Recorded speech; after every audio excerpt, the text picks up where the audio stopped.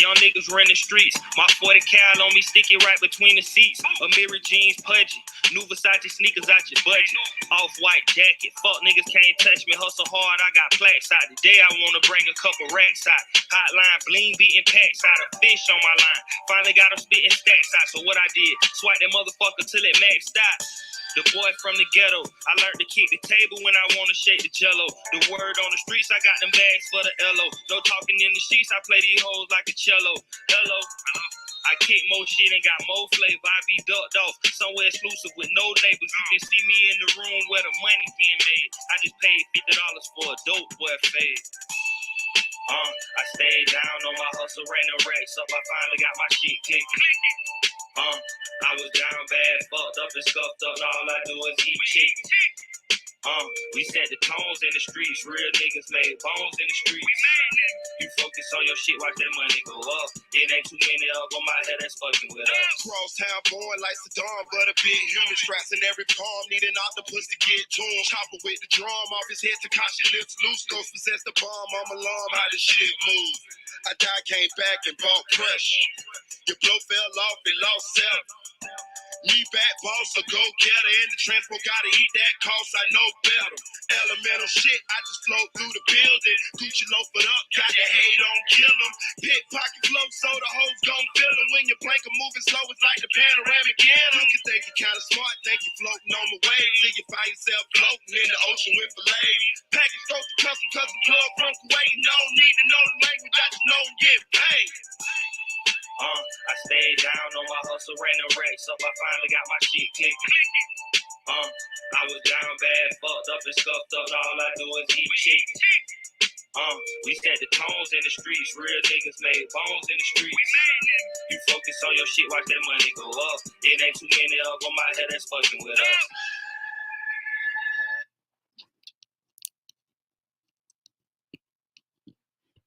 Yo, it's your boy Marita Boy. I'm back up in this thing, man. Listen. If y'all like that song, y'all like that theme music, that's me and my boy D-Boy. He's a well-known artist out of Florida. The name of the song is Off-White. You know what I'm talking about? Like Virgil, Off-White. You know what I'm talking about? The clothing line that Virgil Abdullah made, Off-White. The name of the song is Off-White. And his name is D-Boy. You can look him up on YouTube. He got a lot of great songs. D-E-E-B-O-I. D-Boy. And you're gonna love his music. You're gonna love his music. Shout out to Surge. Yo, shout out to Chicks 1000, aka the Chick 1K. Shout out to Bobo Anderson. Appreciate you for checking in, gang. Shout out to Nay Said It. Nay, you got a great name for a blog or a podcast or something. Nay Said It. You know what I'm saying? So I think you should, you know what I mean, entertain getting into this business. I think you'll enjoy it. You know what I'm saying? Shout out to Flyboy Michael 4. That's my son, y'all. Show my son some love in the chat. Appreciate you, son, for stopping through. Shout out to Sante Honor. Appreciate you for stopping through, Sante Honor. Nay said she coming. Good. I'm glad, man. If I can encourage anybody to do something positive, I'm telling you, you could be big in this thing, man. You know what I'm saying? Just try it. You know what I'm saying? You never know. You know what I'm saying? Shout out to Real Supreme Justice. Appreciate you for checking in, gang. Bobo say from my neck of the woods, Sebastian, Florida. Yeah, man, I went to Sebastian River Middle Junior High School, man. The Cowboys. Y'all need to go look up my yearbook pictures. I've been trying to find my goddamn yearbook pictures. You know what I'm saying?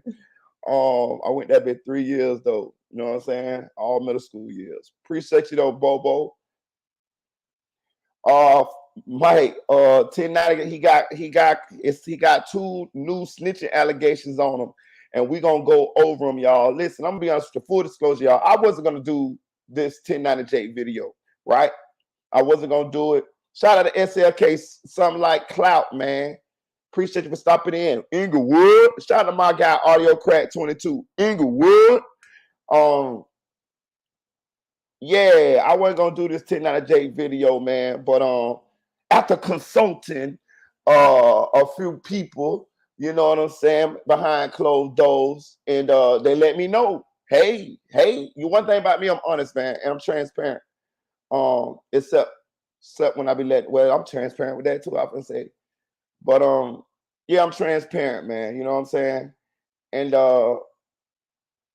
they were like, hey, hold up, Marita. Hold up. They were like, nigga, you was all out there vocal with that Trenches News situation. No. You can't do no selective politicking. Now, I don't know 1090J, but honestly, my feelings was torn on this latest Snitching allegations.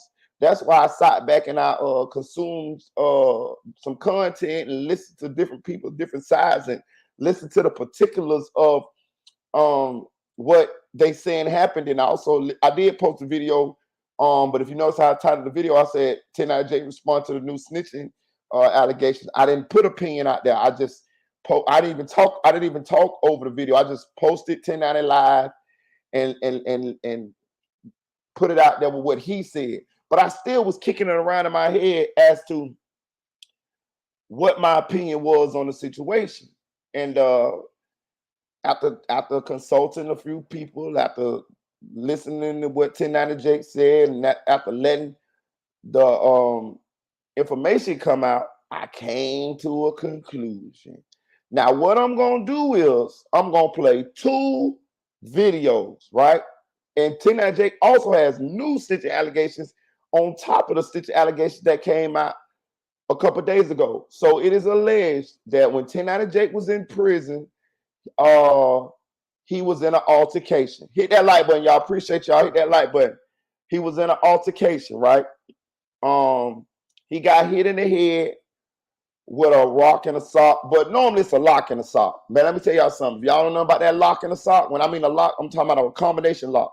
Inside a sock, that bitch deadly, boy. I'm talking about that bitch. That bitch like, boy, that bitch like getting hit with a motherfucking chopper when you in jail. You know what I'm saying? Have I ever seen somebody get one? No, but I done heard about it. Or that mock ringer. Have I ever been hit with one? No. But I know about them. I heard about them. And 1090J got hit with one. This is 1090Jake's story, right? 1090Jake said he got hit with one. And the guy hit him. It was a Haitian guy. The guy hit him in front of the COs. This is what 1090Jake said. And 1090Jake say, when somebody assaults you in front of the COs, it's called a gangster check-in. What you mean by a check-in? See, we got to break down this prison terminology, right? So a check-in is when you really don't want to be, battery and a lock on the side for real. It's okay, them bitches deadly. Hey, so a check-in is really when you don't really want to be in the dorm with the individuals who you in there with, but you find a way to get out of there. A check-in, that means you want them to you want to get out of the dorm. You know what I'm saying? And it's a multiple ways to get out of the dorm. You can go straight up to the COs and say you don't want to get out. You want to get out of the dorm, which is a bitch, man. Shout out to Ashley. Appreciate your gang for stopping through. You can go straight up to the CEOs and you can tell them, hey man, I don't want to be in here. That is like a bitch made move. And most dudes, most G's won't do that. Most G's will find other ways to get out. And the gangster check-in is a way to get out. So what that is I'm gonna go and swing on somebody in front of the COs, and knowing that when the COs see us into altercation, they got to split us up. You know what I'm saying? That's a way. They got to get one. They got to get us out of here. You know what I'm saying? And that's what they call a gangster check-in. Have I ever did it? No. Hell no. Listen, let me tell y'all something. I promise you. I believe. I don't know for sure, but I believe I'm the only person have ever broke out of lockdown. I broke out of lockdown. I was doing 30 days for a fight in 33rd Orange County Correctional Facility. I broke out of lockdown and got in another fight. You know what I'm talking about? Like, so I escaped inside of jail. I was already in confinement. I broke out of confinement and got into another fight. So I ended up getting 60 days. The first time I ever went to the county, I did 60 days within the first 2 weeks of being in the county, I think it was like the first week, I went to confinement. You know what I'm saying? Like, you know what I'm talking about? I was a young Spartan. I was on that. And I still think I'm the only person ever did that. I never heard of nobody else doing it.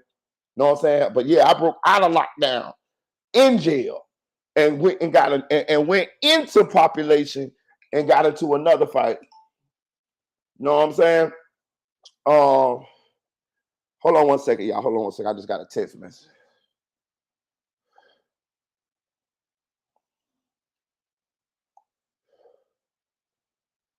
One second, y'all.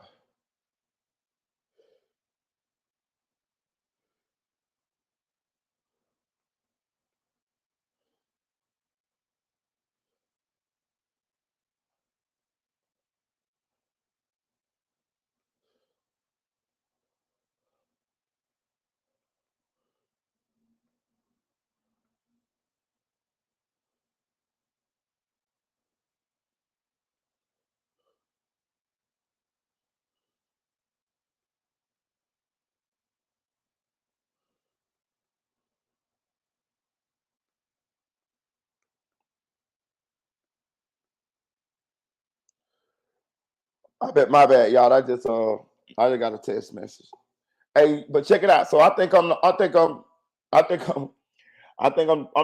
only person I ever know that did some shit like that. You know what I'm saying? Yeah, man, for real, for real. And I ended up catching more time inside of lockdown, inside of confinement. But anyway, back to the 10 out of Jake situation. Hey, Ashley, I'm gonna shoot at your feet if you don't slide through on the regular now. You know what I'm talking about? You're gonna lose a pinky toe. Pow, pow, pow, pow, pow. Anyway, 10 out of Jake say the dude hit him with a lock. He didn't have a lock. He had a rock from the rec yard, a piece of asphalt in a sock. That'll do. That worked just as goddamn good. And say the dude hit him in front of the COs. And basically the dude did that wanting to get caught. Because you could just go to your room, you could just go to the room and get you a little quick fade. And you know what I'm talking about, where they don't see, where ain't no cameras and shit. That's normally what niggas do. Have I ever done that? No, my shit be live right in front of everybody, goddamn it.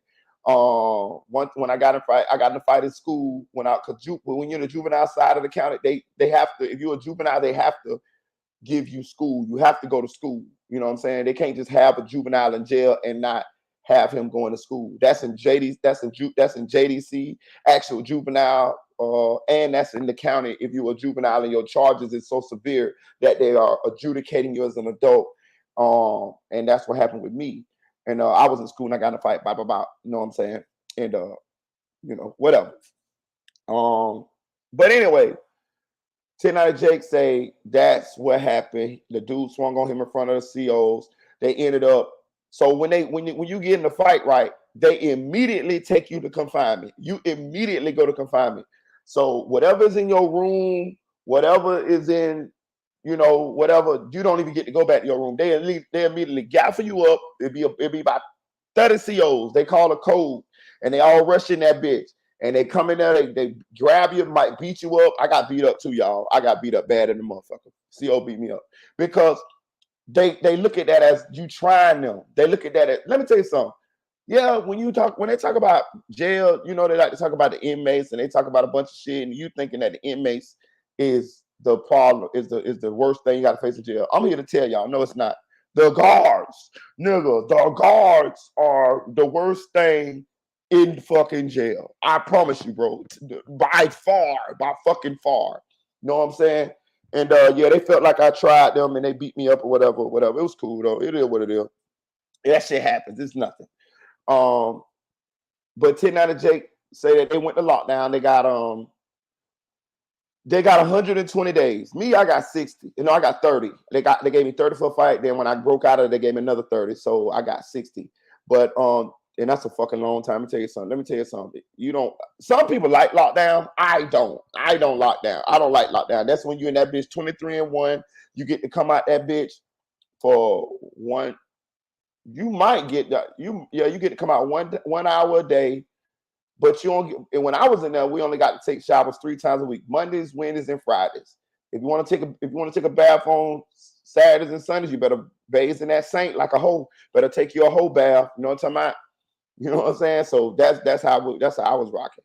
But anyway, 10 Jake said they got 120 days in lockdown, and he say that some kind of way how they wrote up the complaint, it was they lied on him or something like that. And I'm gonna play 10 Jake video so we can kind of, you know what I'm saying, go over it a little bit so we can get the shit correct. And he said that he wrote a grievance. Okay, so let me tell you what a grievance is. A grievance is if you are an inmate and you want to make a formal complaint about anything. A grievance could be that a CO treating you bad. A grievance could be that they said you did something that you didn't do.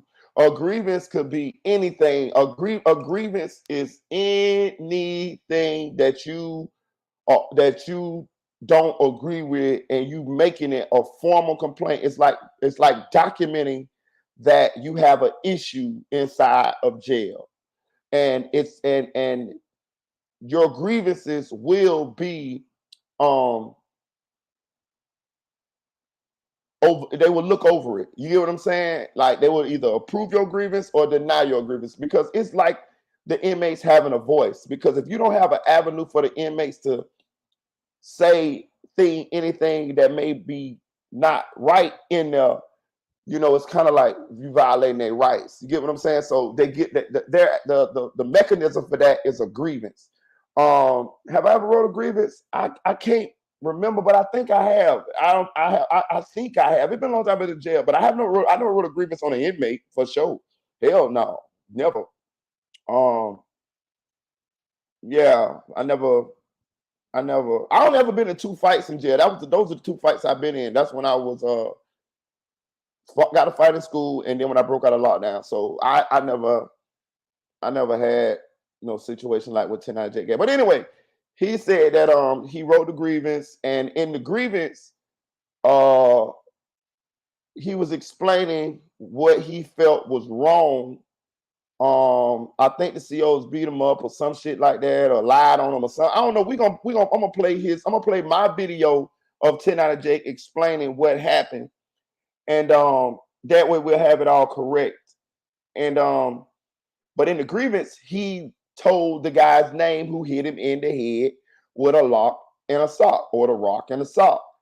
Now 10 Jake was saying that they saying that 10 Jake snitched because of that. Now 10 Jake's stance is, we already had uncaught our time. We already in lockdown. We already convicted. I didn't write the grievance on him. I wrote the grievance on the guards. But I was just stating the situation in the grievance to where they had the situation wrong. 10 Jake saying the guards had the situation wrong, and he was explaining the situation, but they already had been confined. Like they already had been to. Okay, so when you get confined, they got something called a DR board. That's called a disciplinary report. I went in front of the DR board twice. The DR board is a bunch of COs, and they sit up there, and they it's like court inside of jail. I swear to God. And they sit up there and they ask you what happened, this and that there, you know what I'm saying, and what you think you should get, and this and that there. And then they sit there and they vote. It's all COs. And they sit there, it's like 5 of them. And they sit right there and they be like, okay, we're gonna give you 30 days, da da da da da da da. So I went in front of the DR board. Them bitches, they asked me shit. They had my shit on camera. They already knew what the play was. You know what I'm saying? So I ended up getting the time. So he said that they had already been DR, which I understand what he's saying. What he's saying is nothing further could happen from what he said, because it's like they already been convicted. You already caught your time. You already in confinement. He wrote his grievance after he was in confinement. I'm not saying I agree with it. I'm just putting it out there because I'm gonna give y'all my opinion on it when we go over all of this evidence. Because let me tell you something. I can understand. It's confusing to me, and I'm a former, street guy. I still got the streets in me. That's all I lived all my life. I never was from the suburbs and no shit like that. So this is in me. But it's confusing to me. So,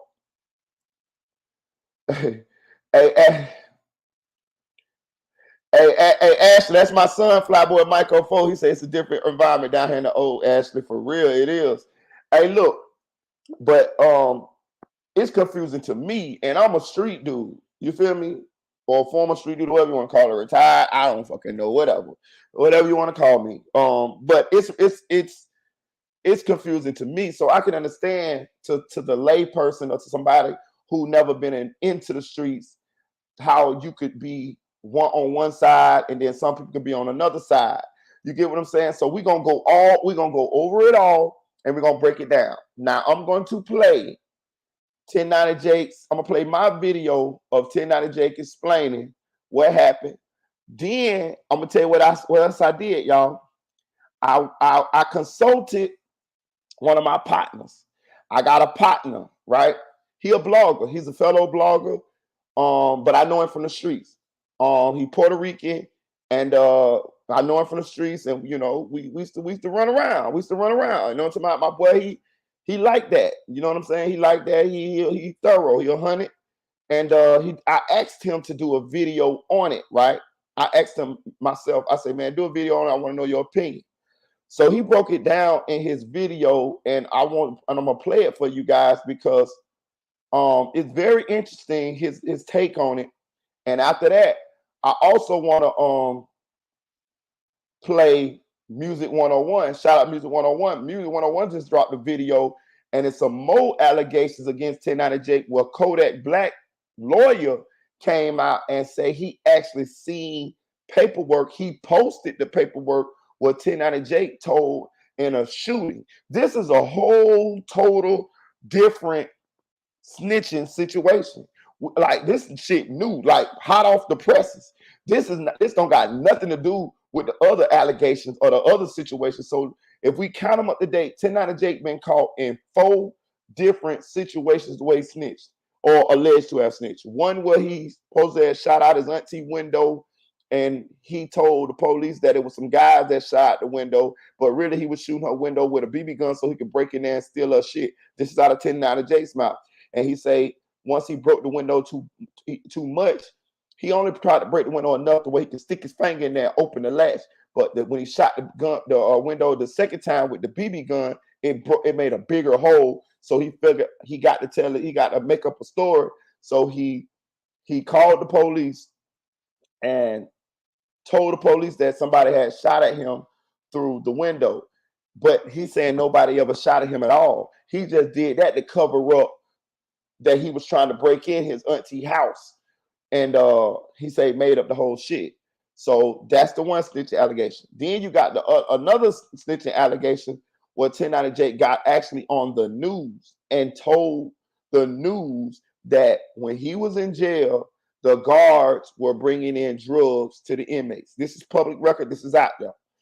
He got on the news and said that. He told that the CEOs was bringing in drugs, phones, all of that shit when he was in any facility that he was in, when he was in the Florida correctional system. He said that this is what was happening to every compound that he went to.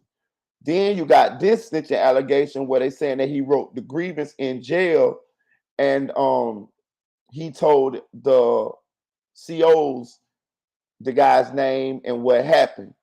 Now you got another situation just came out hot off the presses. Kodak Black lawyer posted the paperwork exposing 1090 Jake, saying that 1090 Jake told in a gun case. This is a total separate case. So we're gonna go over all of that. And but I'm gonna play my video for you guys first, and so we can hear what 1090 Jake said about this latest situation. That way we can have some context and some nuance of what's going on. Shout out to K. Yo. Who else? I want to give somebody else a shout out. I say shout out to Too Legit to Quit, man. KC, appreciate you, gang. I saw some other people chime in when I was running my mouth, and I wanted to break it down. Hey, Bobo Anderson say his name Jake for a reason. Hey, my homeboy, who I told y'all off of the that I'm gonna play his content. He said something about Jake name being Jake. So we're gonna get into it though. Let me see. Shout out to Music 101. Let's see. I don't want to play all that shit.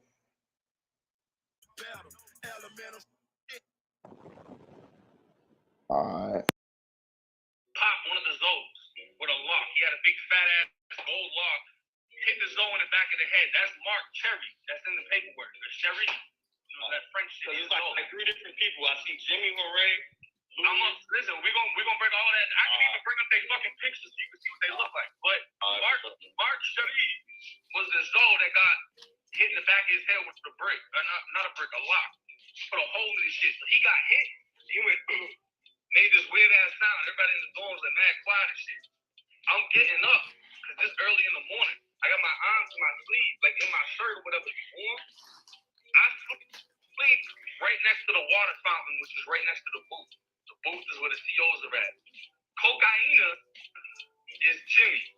Cocaina is his nickname. That's the other Zoe. That's who fired me up.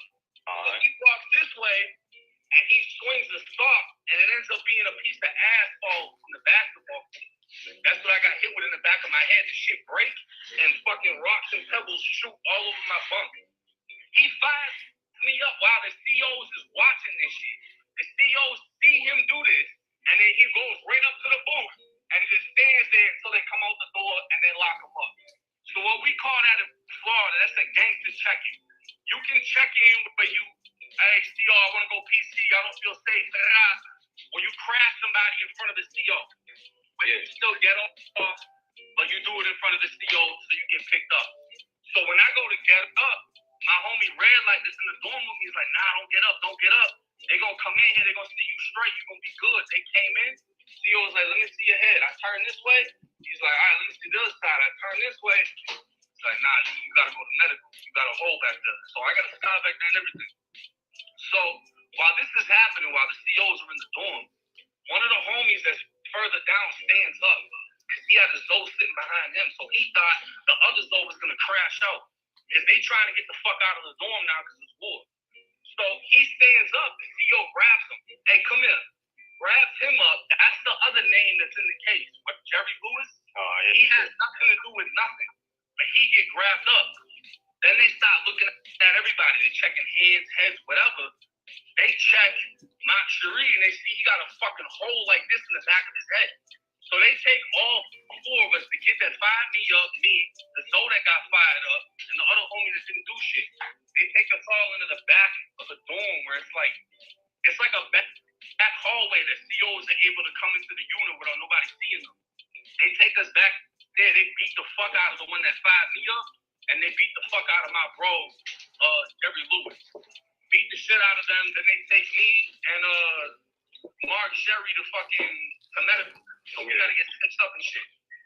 We get stitched up, we go to confinement. Once you in confinement, coming in Florida, you go to AC confinement, which is administrative confinement. You gotta go in there for however long it is, like 2 weeks, 3 weeks. Then you go in front of DR court. When you go in front of DR court, that's when they're like, okay, so you got hit with possession of a weapon and assault on an inmate. How do you plead? Not guilty. All 4 of us got hit with all the same shit. So they lied to the DR and said that I hit him back with a rock. We got a rock and shit. It never happened. I just got fired up. Then the 2 other dudes, they said they went at it. They didn't even do nothing. Because Mark Sherry got popped up by one of my bros that didn't even get caught for doing it. But because this kid fired me up in front of the COs, all 4 of us went to confinement. Obviously, he went to confinement, but then the 3 of us went to confinement too. So all of us go in there and we all get hit with 120 days. After we get hit with 120 days, I write a grievance. They already know bro popped me because they fucking watched them do it. So I'm like, yeah, I got hit with this, da-da-da-da-da. And then the COs beat the fuck out of them too. I said the COs beat the same dude that fired me up. And then they beat the other homie that had nothing to do with nothing. So they talking about, oh, you snitched on dude. How did I snitch on dude? We already got sentenced to confinement. That already happened. We already got found guilty in confinement. But not only that, you crashed me in front of the police where they watching it, so your ass did just check in. Then they said, oh, you snitched on the police. How you snitch on the police? I thought Kodak Black did that. Everybody said, no, you can't snitch on the police. Because I didn't get hit by the police. They got beat by the police. So you did. So you basically saying that grievance, or you know what I'm saying, the statement that people seeing is not no forward shit or no fake shit. No, I wrote that. So you definitely wrote it. They were like, oh, it says not Cherry, not Mark Cherie is somebody else. That was the Zoe that got hit in the back of the head. Whatever. Okay, we got some nuance to it, right? So what he's saying is he wrote the statement, the grievance, because the guards had beat them up. You know what I'm saying? And he was basically telling on the guards, right? Basically, he was saying that he was telling that the guards beat them up, which is a violation of their rights. But in the telling the guards, he told the guy's name who hit him. Now, his stance is being that we already called our time for the fight. Nothing further can happen to this guy from me saying that. He's right. He's true on this. But the people who are saying he snitched are saying that you should have told this guy's name. If they feel like if they got his name in the previous statement, they saying he did it, leave it at that. Let it be what it is. You don't have to corroborate that this is the guy who hit you, even though y'all already caught y'all time. So y'all see the goddamn the divide here. That's why I keep trying to tell y'all. This is why I want to tell y'all. Get out the streets, man. Hit that like button, y'all. Hit that like button. But this is why I tell y'all, get out the streets, man. Do y'all see how the code constricts you? He is being called a snitch because he said the guy's name in a grievance. In a grievance. They already called time. He ain't trying to get the guy more time. He's just telling that exactly hypocrisy. He just telling that the COs beat y'all up. He said he didn't get hit. He telling that the COs beat them up. So he telling on the police, right? Hold on. That don't mean that how I feel. I'm just breaking everything down as we go. Now, I'm gonna play Music 101 latest video. Shout out my boy Music 101. I'm gonna play music because I told Music that I'm gonna wait until he make his video before y'all go subscribe to Music 101 channel, man. He on the road to 90,000 subscribers. He gonna get there. So y'all go subscribe to the channel. But I hollered at him, me and him talk, and I told him I'm gonna wait till he make his video before I say any motherfucking thing. Because I needed some information, man. I got to know. I needed some more information on the shit before I came out here and gave y'all my opinion. Because let me tell y'all something. One thing as bloggers, man, like I tell you, I take this shit serious as me disseminating factual information to y'all, man. You feel what I'm saying? Like I can't just get on this motherfucker and be talking out my ass. You know what I'm saying? I got to do my due diligence. You know what I'm saying? So with this one, it was so confusing, so complicated, so nuanced. I wanted to get as much information possible before I came on here and put my face on this shit, right? So I'm finna get it, y'all. Just chill. Now I'm playing music video because music video talks about the new allegations against 1090J, and he also breaks it down. Then I'm gonna do a little summary again, and then I'm gonna play my boy video, and then I'm gonna give y'all my whole ending theory about the whole shit. And you can form your own opinion. You know, hey, it's a free country. This is one of these situations right here. With this situation here, I'm not gonna discredit how anybody feels on this one. Me personally, you know what I mean? I'm gonna let you rock out. But all I know is get out the streets because this shit is crazy when it all boils down to it.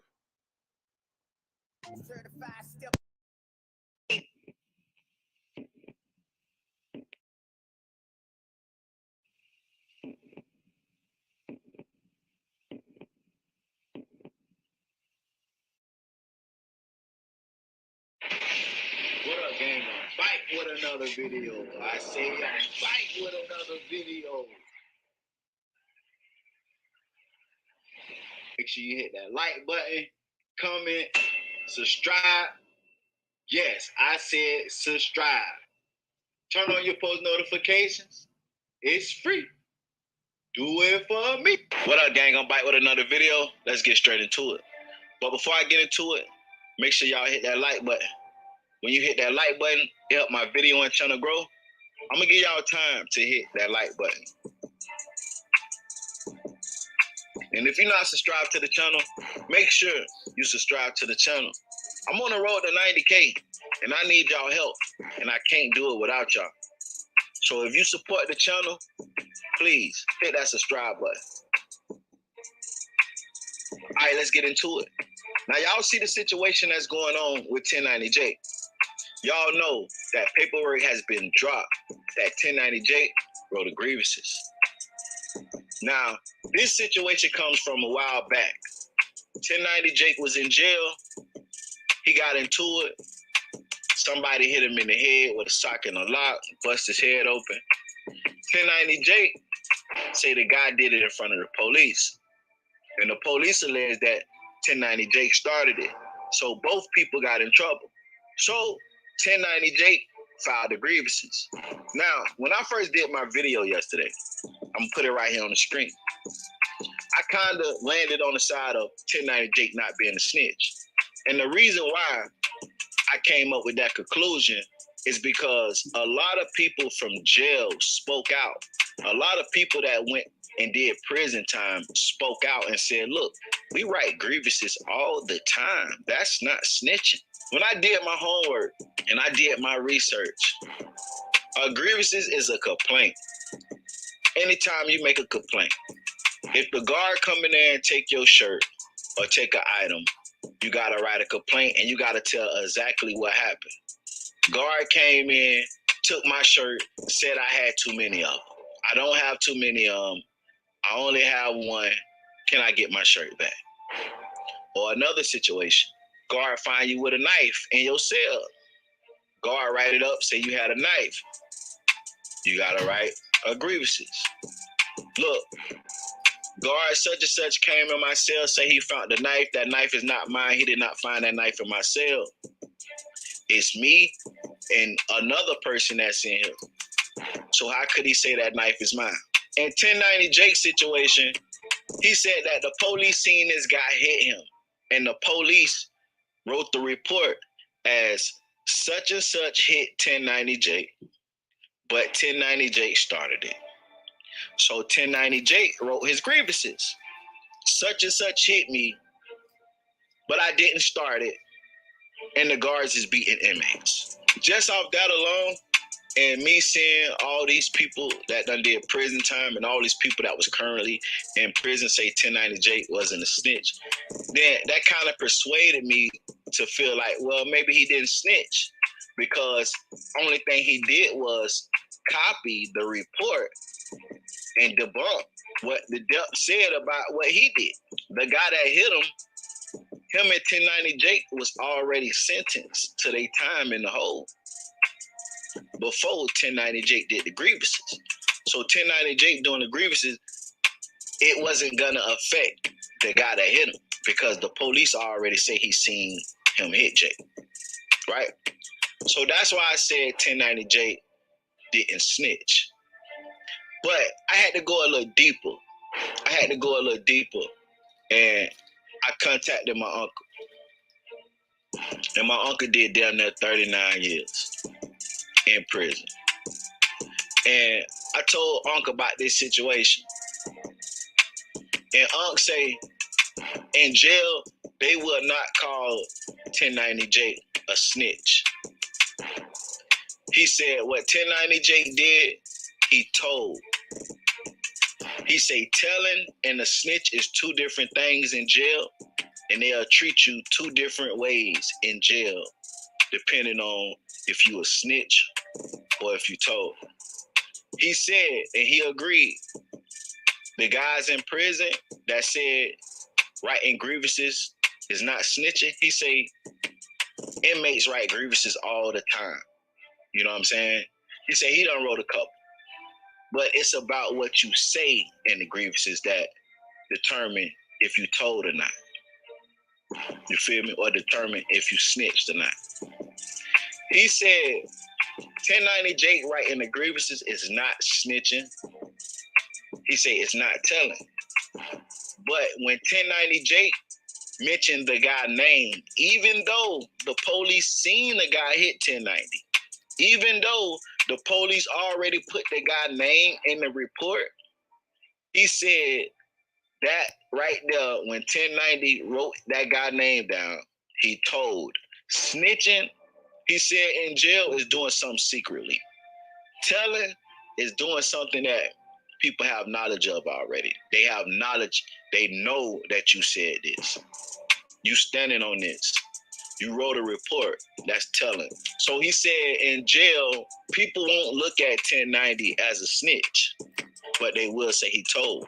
And it makes sense because the guys that was in there that came up on the live with 1090 Jake, all of them agreed that he didn't snitch. And even people that was in prison was saying 1090 didn't snitch. They agreed. But what they didn't say was, nah, he ain't snitch, but we consider that as telling. He told. And it might don't make sense to some people. And it might make sense to others. Another thing, the guy that 1090 Jake allegedly told on, the guy that 1090 Jake say hit him and the police seen it, he spoke out. And he said the police did not see him hit 1090 Jake. He said 1090 Jake told. What's up with it? Hey, I gotta ask you this, bro. As far as you find the white boy up, right? As far as you find the white boy up, how did that shit, like, did the police see you do it? Man, police ain't see shit. I already told you that, man. Police ain't see shit. Like, that nigga told you, bro. I didn't want to check in. Because when that shit happened, he trying to make a scene he trying to check in. Really, it was a check-in move, bro. After you fired him up, he made a scene. Yeah, he did a scene, man. He did a scene. That's what he was trying to tell his ass. And they feel like don't do nothing, just get on the floor. But when he was trying to crash, he was trying to check in and shit. But you know me, I had to go in anyway. Yeah, you gotta stand on the business. So y'all went to the hole, and did you write a grievance? No, man, I didn't write no grievance. I did my time. I did my 120 days. Yeah. I did my 120 days. And then what? The warden came and got you, said that he wrote a grievance? He did wrote a grievance. I seen that grievance, man. He did wrote a motherfucking grievance on me. I seen all that shit, man.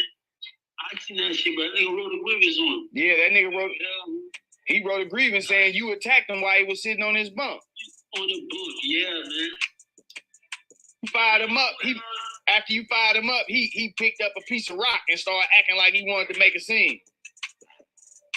Yeah, but that's what he did, yeah. Okay. Yeah, you feel me? Yeah. Okay. Yeah. And he said that the police whooped you and another dude. The police did beat the ass. Yeah. You know that leg cancer don't be playing. Yeah. You see over there with my ass, but it was all straight, you feel me? The police doing their job, you feel me? Yeah, they gonna be rock. They're doing their job, you feel me? You can't blame the CO, but it was some dirty ass COs in there, though. You know, they put a spray or something, but you know, they doing their job, man. That nigga feel me, that nigga tell down for real, man. He told the warden. Yeah, and that's what I ain't like, bro. That's what I ain't like. How you, if you a member and y'all fire somebody up, how you gonna go try to tell when somebody fire you up? You feel me? Yeah, man, you feel me? You feel me? They thought one of those up, you feel me? And put a big ass hole in there. I'm like, they fire ass up. I'm like, damn. So that nigga, Sherry, he's sitting right next to me. He's fucking right next to me, you feel me? So I'm on point. I'm like, okay. I see that shit happen, man. So man, fuck that shit, man. He can't make it at me. He doing it, and I weed that bitch. Yeah. When I weed that bitch, I fire it up. Yeah. You went and check it, he tried to crash in. He tried to crash right in front of the COs, man. The COs seen that shit. They came out, beat our ass, got our ass, went in the back, beat our motherfucking ass. He beat him. And then he went and talked. He told everything, man. He went and said everything. You feel me? He told the ward. He wrote a grievance. He wrote a grievance on everybody, man. Yeah, that's crazy. Yeah, man. That's crazy. But that's crazy though, because that really shit that really got me fucked up. Because they fought one of my people up. You feel me? And how the fuck, man? How the fuck? That shit. But Sherry, I forgot about that black ass dude. It's been a long time though, man. Yeah. Man, I ain't got no problem with that shit because I did what I had to do, man. Yeah, You know what I mean? I love to come back this state. But you know, God's everything in God's hand, you feel me? Yeah, for I sure. always put God first in my place. You know what I mean? Yeah, for sure. For sure. Now, just when I thought it couldn't get no worse, this looked like Kodak lawyer right here. Kodak lawyer, alleged lawyers speak out. They alleging that they seen paperwork what 1090 Jake told in the shooting. It says, this story is strange. The gentleman wanted an interview with Kodak about his feature on the record. When he didn't do the interview, this guy came out and said that somehow Kodak told on jail guards. Now they say, the lawyers say, when they filed a lawsuit against the guards for failing to allow Kodak access to religious leaders and abuse that was telling. Meanwhile, I just got DMs from a person with docs where Mr. Cherry gave a sworn statement as a witness in the shooting and gave a statement to police about other incident. 1090 Jake seen a post and responded. 1090 Jake say, you a lawyer, request that shooting case and see nobody existed in that case. Yeah. 100. Talk about why Kodak ain't come out his cell. Now, the incident the lawyer speaking on, Kodak shouted 10.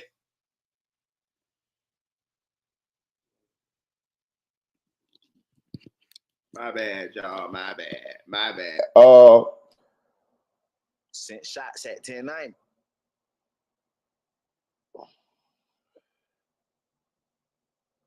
So y'all kind of get hit that like button. Y'all hit that like button. Y'all kind of get the how nuanced this is. Shout out to Ashley. Shout out Audio Crack 22. Yo, that's my guy. Shout out to UT Dub. Shout out 60,000, aka the Chick 1K. That's why I want to go over all these videos with y'all, because this shit is, I'm from the streets, bro. This shit is so goddamn confusing like a motherfucker. That's why I keep telling y'all, those of y'all who ain't already got into them, and if you in them, get out the streets, dog, because y'all see all these goddamn rules and shit that the street code has that nobody follows, and we end up right here where we are, talking about people that's supposed to be gangster, supposed to be street, supposed to uphold the code, and we find that they break the rules all the time. I just got a question. So, and I ain't judging nobody. I keep saying that I ain't judging nobody. I'm no better than none of these people, man. I'm just a better version of myself because I done had a chance to been blessed with enough time to mature into the person I am. Thank the man upstairs for that. But that's why I be saying, man, I just want y'all just to get out the streets, dog, because the street code constricts you. You know what I'm saying? Like, it constricts you. Nobody upholds the fucking code. How can you ask people who are, and myself included, I'm not talking about them. I'm talking about us. How can you ask us, the people who done actually committed crimes in their past, or who have lived above the law? You know what I mean? I'm a law-abiding citizen now because I'm older, of course, and you know, I just don't retire. I don't retire. I retired. That's pretty much what it is. But how can you ask us to uphold the code when we won't even uphold the law? Like, you know what I'm saying? We lawless. We was lawless, man. Fuck a rule. You know what I'm talking about? Bitch, man, fuck all that shit. You know what I mean? That's how I felt. You know what I'm talking about? Fuck fuck it. I'm gonna get it how I live. You know what I'm saying? Get rich or die trying. You know what I mean? I used to think working was lame. That's being real with you. I promise you. I used to think working was lame as fuck. This is how warped my mind was. You know what I mean? That's how entrenched in the streets that I was. Like, I see niggas with jobs, and I was like, oh, that nigga lame. That nigga work. He work for the white man. You know how we think. We work for the white man. Nigga, I'm out here on this block getting. I'm getting my money, and I got more money than him. You know what I'm talking about? He got to go to work. You know what I'm talking about? It's only when I got a chance to grow and got mature that I realized that that's not lame, and that's why I even tell y'all 9 to 5, you winning. You know what I'm saying? Like maintaining, working 9 to 5, taking care of your family is winning. But I'm gonna say this right. So, T-Dub say, have I ever wrote a grievance? I don't think I have, T-Dub. It's been a long time since I went to jail. Okay, put it this way. I never told on nobody. And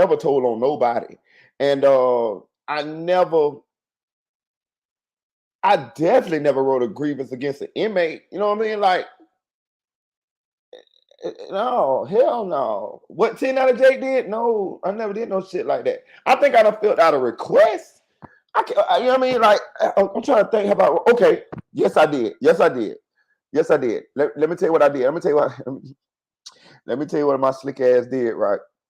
Remember I told y'all I broke out of lockdown? When I broke out of lockdown, all the COs came in there and they broke us up. But remember I told you they beat us up, right? So they put me on something called the 5th floor. And the 5th floor is where they put all the crazy people at, right? So this is what I told you, the COs, some dirty motherfuckers. So this is what they did, right? When they was breaking up the fight between me and the other inmates, right? They said that, oh, he said he want to kill himself. Y'all heard him? He said he want to kill himself. I heard another CO say, yeah, I heard him. I said, what? I go to looking around. What the fuck are you talking about? Shout out to Brazy Chopper. I said, what are you talking about? I ain't say I want to kill myself. Yeah, I heard him say he want to kill himself. Yeah. They did that because I didn't know this at the time. I'm about 16 years old. I didn't know this at the time. They did that to put me on the 5th floor because if you say you want to harm yourself, then they put you on suicide watch, right? So when they put you on suicide watch, they take off all your clothes, nigga. They put me on the 5th floor. It's the rooms is all glass. It's glass, and they can see all the way around. It's like you in a big cube. They got to be able to watch you. You know what I'm saying? You don't get no sheets, no cover, no nothing. The only thing in that motherfucking room with you is a motherfucking roll of toilet paper. That's it. That is it, nigga. And you in that bitch freezing. Them rooms up, them bitches is got to be about a good 40 degrees in that motherfucker. This is what their punishment was for me getting into that fight on their shift because it makes them look bad that they can't control their dorm when inmates get into fights. It's an actual, the COs who own duty guarding you at that time, it makes them look bad. So they see that as a sign of you tried me. So what they did was they say, okay, we're gonna get his black ass. After they kicked me and beat me and stomped me for getting into that fight, they hog tied me. If you ever been hog tied in jail, it's a motherfucker. They tie your legs behind. They tie one of your legs, both of your legs together. Tie them bitches behind your back, and get your arms and put them bitches behind your back. And they tie your legs and your arms together. You send up that bitch like a Thanksgiving goddamn turkey, and you're laying on and you're flat on your goddamn stomach. You know what I'm saying? And they put me up on the 5th floor naked. When I mean naked as a motherfucking jaybird. I'm talking about you ain't got nothing on, and you in a glass cell like Hannibal Lecter. Clarice, quid pro quo, Clarice. You in that bitch like you was the danger to society. Then you got motherfuckers in the cells next to you. They really crazy though. They in that bitch smashing doo-doo all on the glass, running up and down, and that motherfucker talking to themselves, talking to themselves in the cells and shit. So I'm telling you, that shit just like Silence of the Lambs, just like when Clarice went down there in that dog cell and was talking to Hannibal Lecter. That's just how the fuck it is.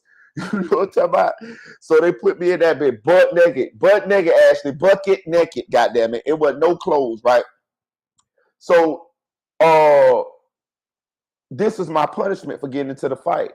So it was so motherfucking cold in there. Let me tell y'all something. That shit was torture, bro. It was torture. I ain't gonna cap to you, right?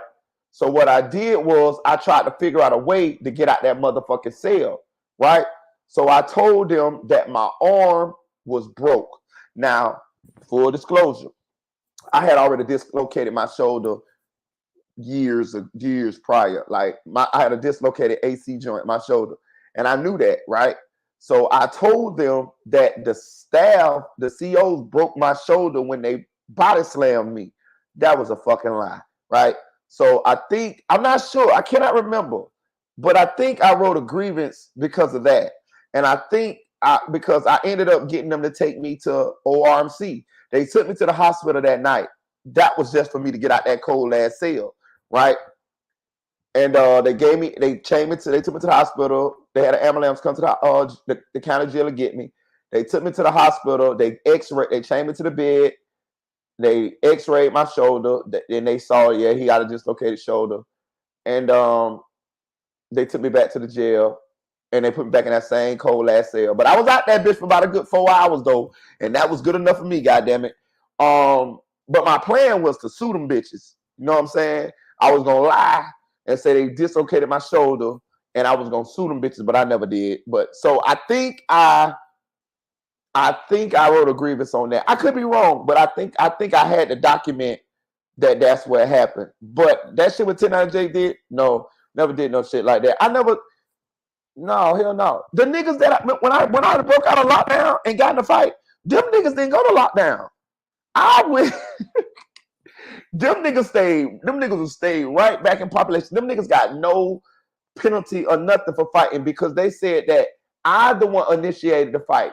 I'm the one who went over there where they was at in general population and fought them. See what I'm saying? So they didn't get no, you know what I'm saying, nothing. So it was just me sitting back in front of the DR board, and they looking at me like, now you did what? Okay, all right. We figure you 30 more days. You know what I'm saying? So, and I don't even think I explained it then. I mean, I think I just sat there and let them do what they're gonna do because the shit on camera. You see me. You see me. You see me. You see me doing that dumbass shit. But niggas stole my food, dog. Niggas stole my food. When I got in a fight in the school, they took me straight to lockdown. When they took me straight to lockdown, I was waiting for them to so I had just made a store order. I had made like a 50, right? So one thing you want to do before you go to lockdown is you want to make a store order, because when you're in lockdown, you can't make store orders. At least you couldn't when I was in there. So only food you can get while you're in lockdown is the food from the jail that they bring you 3 times a day.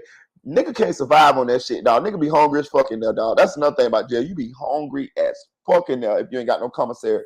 So I had made a commissary, but I didn't plan to get in the fight in school, but I just so happened to have made one. So when they put me in confinement right after the fight, I'm waiting on them to bring me my shit, bring me my mat, bring me my letters, bring me my cover, my commissary, all my personal shit for myself. Unbeknownst to me, when the other jits went back from school, they hurried up and ran in my cell, took my shit, and so when the COs went to get my shit to bring to my cell, none of my food was there.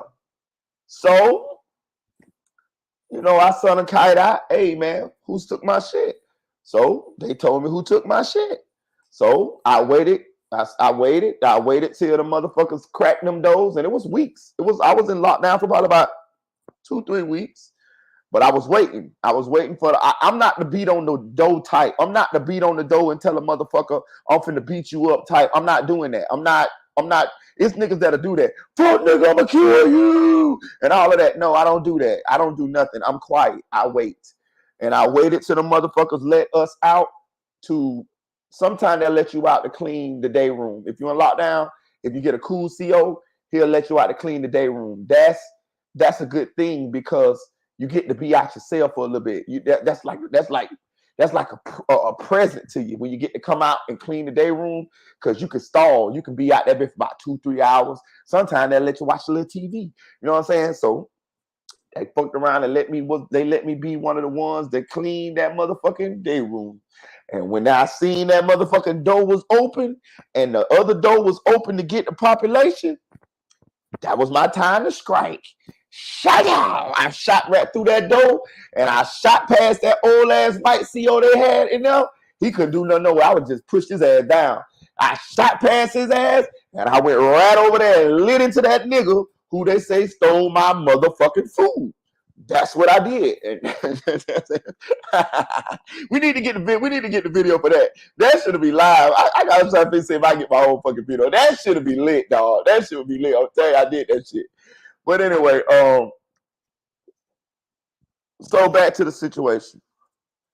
Kodak Black lawyer right here just came out and exposed 1090 Jake and said that 1090 Jake he has paperwork. He put the paperwork out there saying that 1090 Jake told in a shooting. So these are 4 situations where 1090 Jake told in, y'all.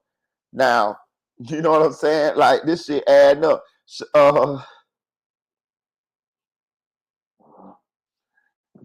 This nigga say zesty sounds in your voice and you talking, oh man, it get you up out of here, player. Nigga, I got a full-grown son that's in this motherfucking comment section. Nigga, let's get you up out of here, nigga. Shit. Fuck you, talking about, nigga. Nigga, I got a 11-month-old baby son, nigga. The fuck you mean? You think I am little J, nigga?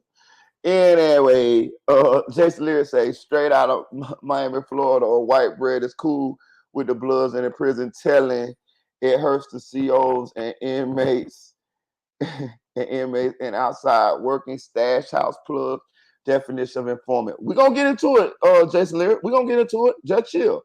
You ahead of the game. 1K said Meridio inspiration to me, man. I posted a YouTube vid because of you, man. Good, man. Look, man, I'm gonna put that up on the screen, man. That's what I'm talking about, dog. That's what I'm talking about, man. Post you a motherfucking video. I encourage all of y'all who feels this is something that you may want to do to get into it, cuz. Do it, dog. Do it. I'm telling you, man. Let me tell y'all something. I feel so good. Shout out to Anonymous One too, because he ain't stopped through today, but y'all go subscribe to Anonymous One channel. Look, I feel so good if I see y'all, let's say a year from now, 6 months from now, and y'all done started y'all YouTube channels and y'all got some motion. Man, that should have made me feel good. For real, straight up. But I'm finna play the rest of 1090 Jake video.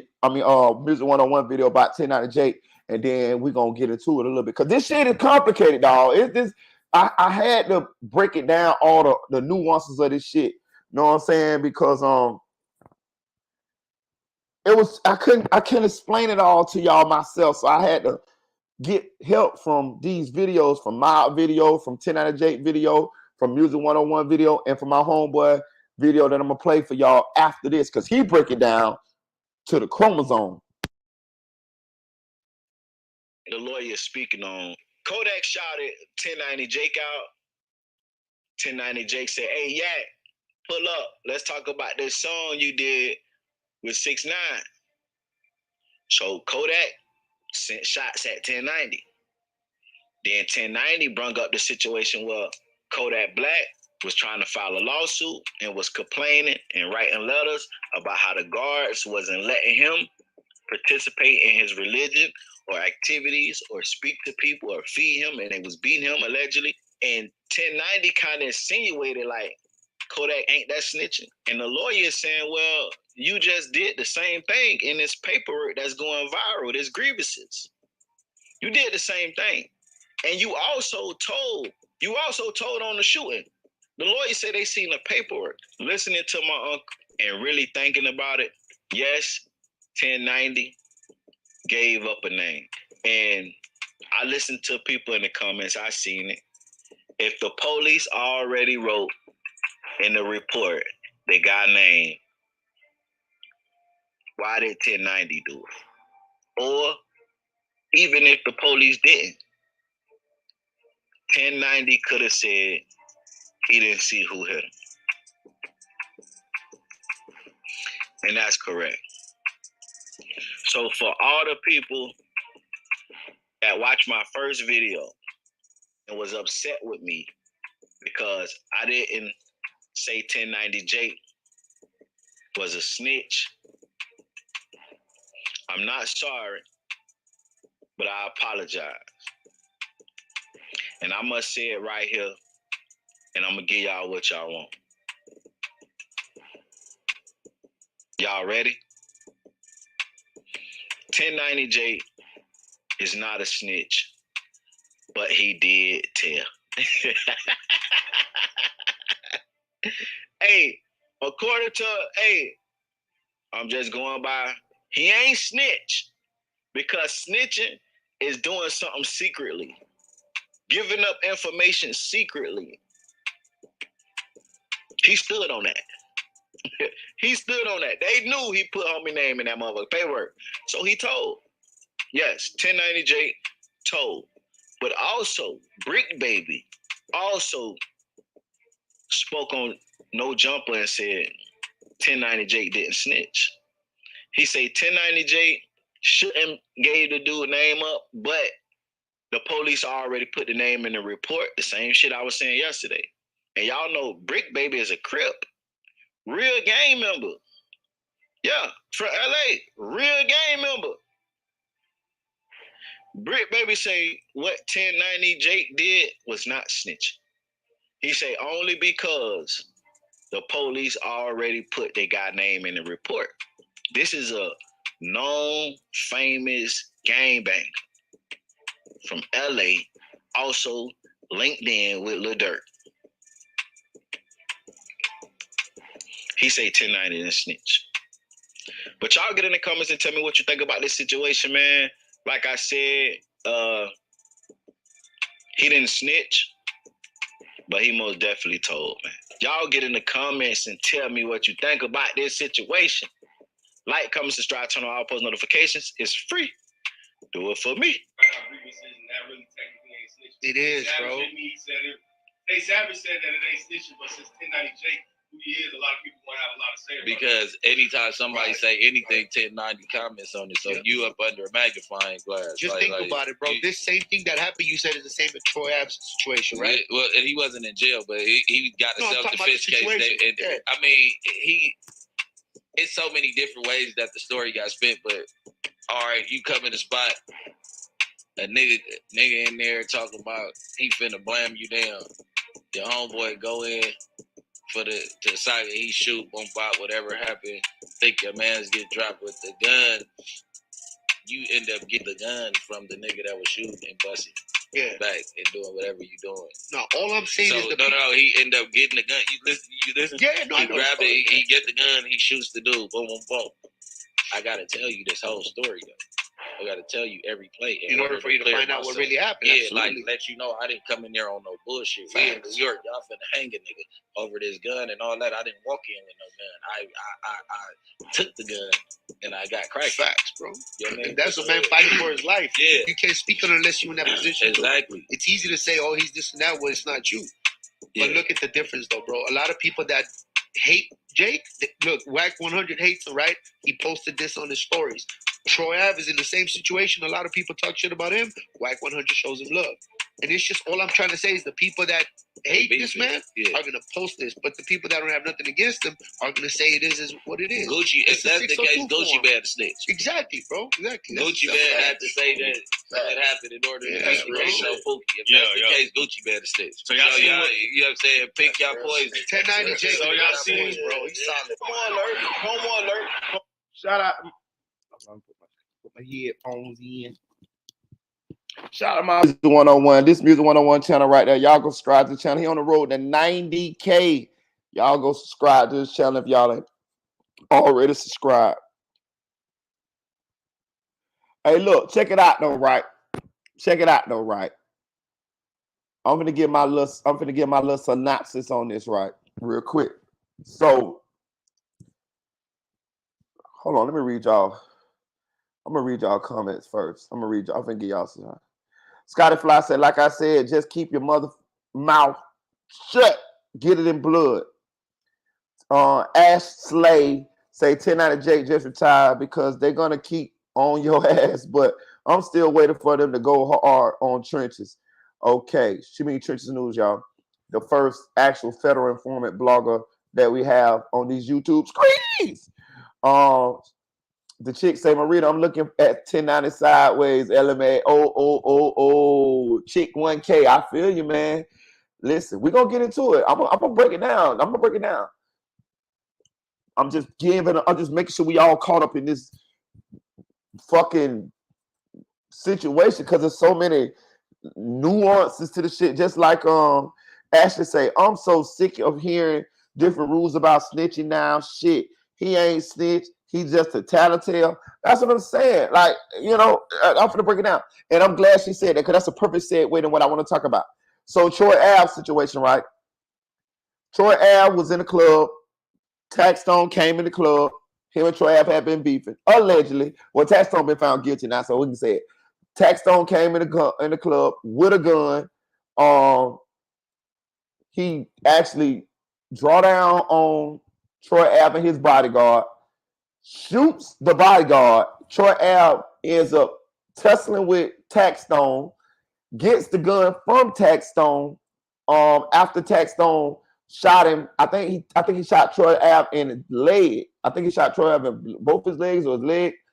Troy Ave ended up wrestling the gun away from Taxstone. Taxstone runs. Troy Ave shoots at Taxstone while he in the club. End up shooting, I want to say, Mano's girlfriend. She didn't die, but I think he shot her. And I don't know what he shot her. I think he shot her in the face. But it was an accident. He was shooting at Taxstone because Taxstone was running after the incident, right? The area where they was fighting at was in the back, so it was no cameras. But they do have Troy Ave coming out of the back after Taxstone ran out the back, shooting at Taxstone. Taxstone ends up getting found guilty of killing the bodyguard and shooting Troy Ave. But being that its guns is not allowed in New York, Troy Ave, I think, actually facing prison time because they got him on video with the gun. But he got the gun from the nigga that was trying to kill him. He wrestled the gun away from the nigga that killed this bodyguard and shot him. And I think he facing jail time. But Taxstone told the people that Troy Ave killed the bodyguard. And he said that because he knew that the area where they was fighting at in the back, it was no cameras. So it was Troy Ave's word against Taxstone's word. Troy Ave came out and told the story. Troy Ave said, hell no, that nigga came in with the gun, shot my bodyguard, shot me. I wrestled the gun away from the nigga, and I shot back at the nigga. They tried to say Troy Ave snitched. Man, let me tell y'all something. I don't give a fuck what a nigga say. If a nigga gonna try to kill me, he come to kill me, I wrestle the gun away from him. He killed my bodyguard. Kill him in the club. He killed him. I wrestle the gun away from him. Shoot at him. He want to tell the police, I killed my bodyguard. And you think I'm not finna tell the people that nigga killed the bodyguard? All right. Well, you might as well get me some cheese then. You might as well get me I'm gonna get me a chain made with a block of cheese on that motherfucker. You know what I'm talking about? And wear that bitch. I'm gonna put 6ix9ine over that motherfucker and a block of cheese under the bottom of that bitch. Because you got me fucked up if I'm not finna say nothing and let this nigga that killed my bodyguard motherfucking tell the police that I killed my own bodyguard. and I'm going to jail for that for the code. You got me fucked up.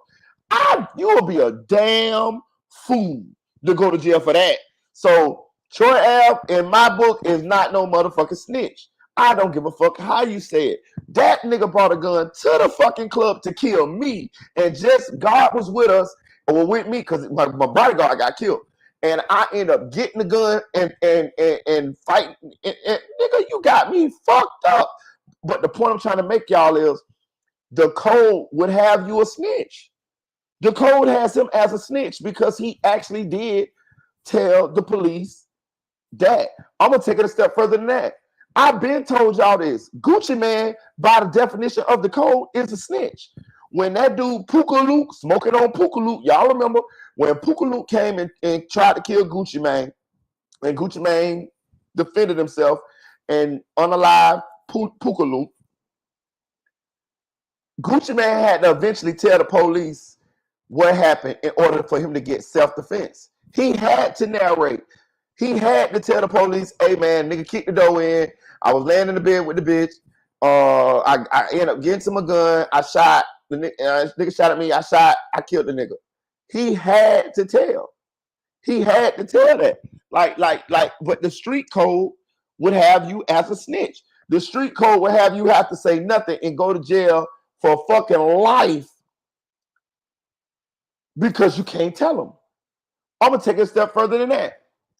How many of y'all ever been in a fender bender? How many of y'all ever had y'all car hit or something like that there? You mean to tell me that you don't tell that police that dude hit you first? If any of you have ever been in a fender bender and told the police that person hit you, you're a snitch by the code. You are a snitch. If you get your car get hit and you waiting there for the police to come so you can file for insurance to get your shit fixed, if you tell the motherfucking police that dude or that old white lady with glasses who can't see hit your car and scratch your paint and dented your car up, you are a snitch by the code. You helping the police in an investigation. That is snitching by the code. You know what I'm saying? So that's why I just say, y'all, listen, it's too many gray areas, man. It's too many gray areas. Just get out the streets because you're going to be considered a snitch, dog. You know what I'm saying? Like, you know what I'm saying? You're going to be considered a snitch. Like, and I'm tired of breaking down all these goddamn scenarios and shit like this and shit like that. As you a snitch, as you ain't a snitch, as you a snitch, you ain't snitching. Man, fuck all that shit, dog. Just get out the streets, dog. Be legal to have your motherfucking firearm. Get out the streets and motherfucking handle your business like that there. It's better to be a law. It's better to be somebody who ain't in the streets. You know what I'm saying? Now, don't get it twisted. It could still be consequences for you telling. You ain't got to be no motherfucking street nigga to get fucked up for telling. You know what I'm talking about? And they say, I just got my car back. My check on the way straight up. You can still get fucked up now for telling. Telling and snitching is two different things. Telling is when you're a law-abiding citizen and you just told. You know what I'm saying? Snitching is when you're a criminal and you telling and you're doing it covertly. You sneaking and telling. But you still can get fucked up either way. It still be the same consequences. If I'm facing life and you a law-abiding citizen, you done told that I done murdered somebody, I'm still put some change on your head too. You still gonna get a couple bands on your head too because you're a witness and I need you up out of here in order to secure my freedom. So just don't think that you could just tell when you're a law-abiding citizen, a nigga ain't gonna come see you. Yeah, they no. It could still be consequences to your actions too. I just throwing all these scenarios out here to show all these gray areas. You know what I'm saying? Like, it was a situation in Florida. I'm telling you, we had a very popular rapper out of Florida named Armstrong years back, man. He was very popular, and he was in a car with two of his homeboys. Make a long story short, they got into an argument. The two other homeboys got into an argument. One of the homeboys killed the other dude, the other homeboy, and Armstrong got out the car and ran. It was just like the Melly situation, except that Armstrong ran instead of being Bortland. Just put Armstrong like Bortland. Bortland actually kind of went along with it and took the bodies to the hospital and all that. When the shots rang out, Armstrong jumped out the car, ran, and went straight to the police. And he was a gangster rapper. He was a real big rapper at the time in Orlando. Probably one of the biggest rappers in Florida at that time, other than shit. He was because he was before Kodak and all of them. So he was big, bro. He was big as fuck. And he went straight and told the police. Now that ended his career. Being that he told the police that, right? But if you really think about it, what the fuck else was he supposed to do? Now that we looking at it, hindsight 20 years down the line, you just killed this nigga in the car with me. I ain't know you finna kill this nigga. I don't know if you finna kill me. He got out the car, ran, went straight to the police. That ended his career. Everybody put the snitch jack on him. You know what I mean? It was over with. But shit, if he don't say nothing, he go down for the murder. He free right now, y'all. He never went to jail or nothing. But if he don't say nothing, his ass is, the other nigga got life. The nigga that killed the dude, he got life, nigga. You know what I'm saying? You kill a nigga around, he killed that nigga around Armstrong, and Armstrong didn't have nothing to do with nothing. He went right and told. The streets code will have you can't say nothing. So when the police come pick you up for that murder too, with him, the street code will have you, hey, keep your mouth shut. Right? Keep your mouth shut. Keep your mouth shut. Now all the people know is you was in the car with your homeboy. Both of y'all lived. That nigga ended up dead. You was an accessory to murder. Hey, man, do what you want to do. Listen, do what you gonna do. I'm just telling y'all how this shit works sometimes. I got a homeboy right now named Jamont Burney. He got 30 years. He'll be home soon. He went to jail in like 2020, right? What, 2023? He probably got about 2 more years, right? He right at the reception center in Florida. He's a permanent at the reception center, right? So that same jail with 1090 Jake in the reception center, everybody who go to prison in Florida got to go through the reception center. It's like a distribution center for inmates. As soon as you go to jail, you go there first, and then they ship you out to your camps all over Florida. So 1090 Jake and anybody who ever been in prison in Florida, done been through the reception center. That's where he's a permanent at. He is doing 30 years right now for a crime that he did not commit, bro. On my mama, he didn't do it. And everybody know he didn't do it. He doing 30. Shout out Silk Foster Jr. Appreciate you, gang. Y'all go subscribe to Silk Foster Jr. channel, man. His YouTube channel. It's just like his name say, Silk Foster Jr. Hey, my dog did not do that crime, bro. Everybody know he didn't do it. Everybody didn't know he didn't do it.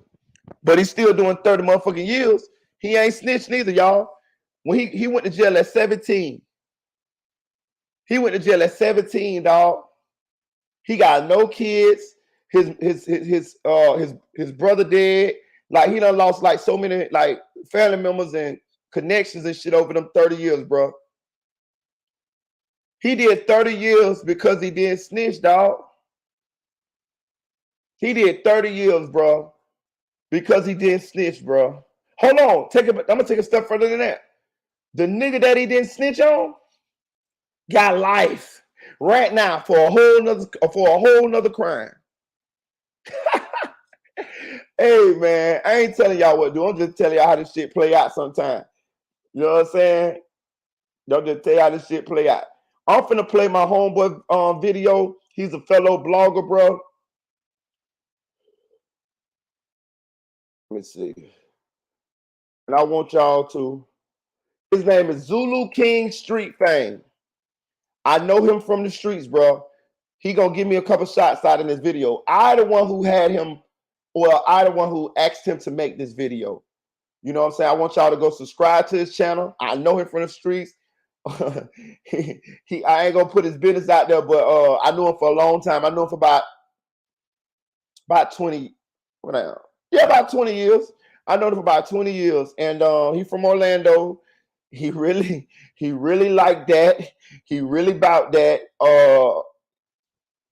And he been in prison quite a few times. And this video, he made this video because I asked him to make this video. So I want y'all to watch the video. He ain't black, he Puerto Rican, y'all. I told y'all I'm Universal Soldier. I know everybody. You know what I'm saying? But I don't want to put my boy business out there, but he thorough, bro. He thorough. You know what I'm saying? I done known him a long time. A long time. He gonna even slip and say my nickname on here a couple times. But I asked him to make this video. So I want y'all to listen to what he gotta say, and we gonna get back to it. Because he broke it down real nice here now. Check out how he break it down.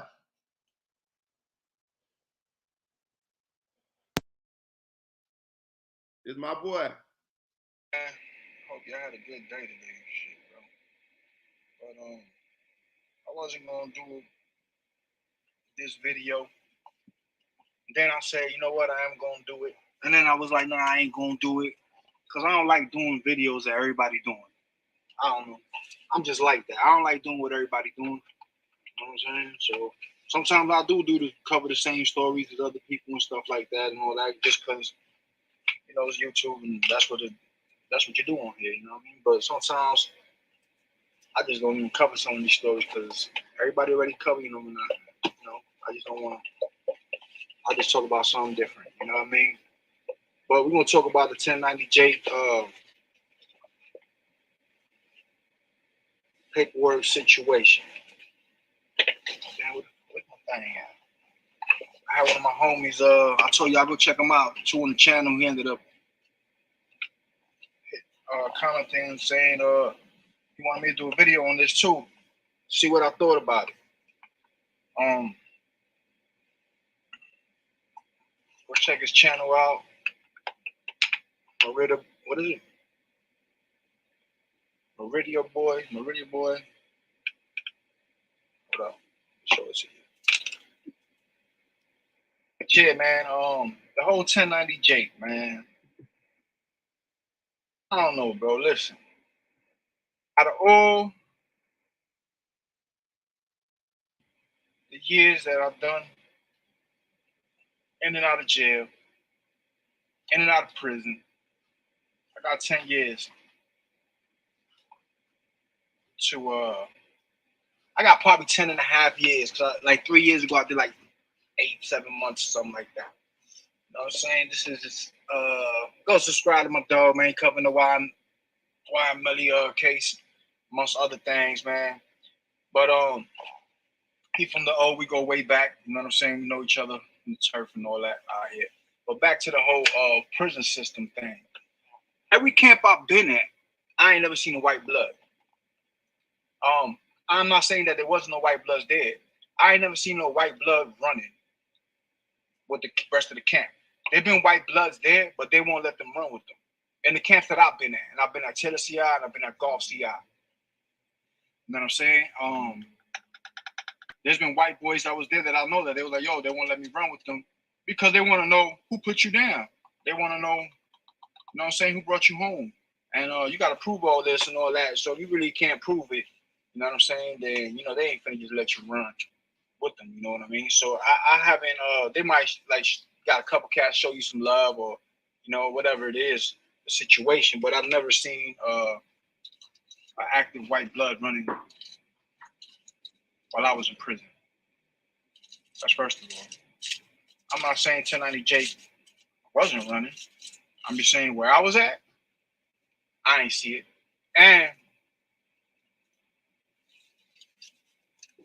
what makes it worse for them is because the ones I seen, they told them they couldn't run. I did see some white bloods. I'm not saying I ain't never seen no white blood.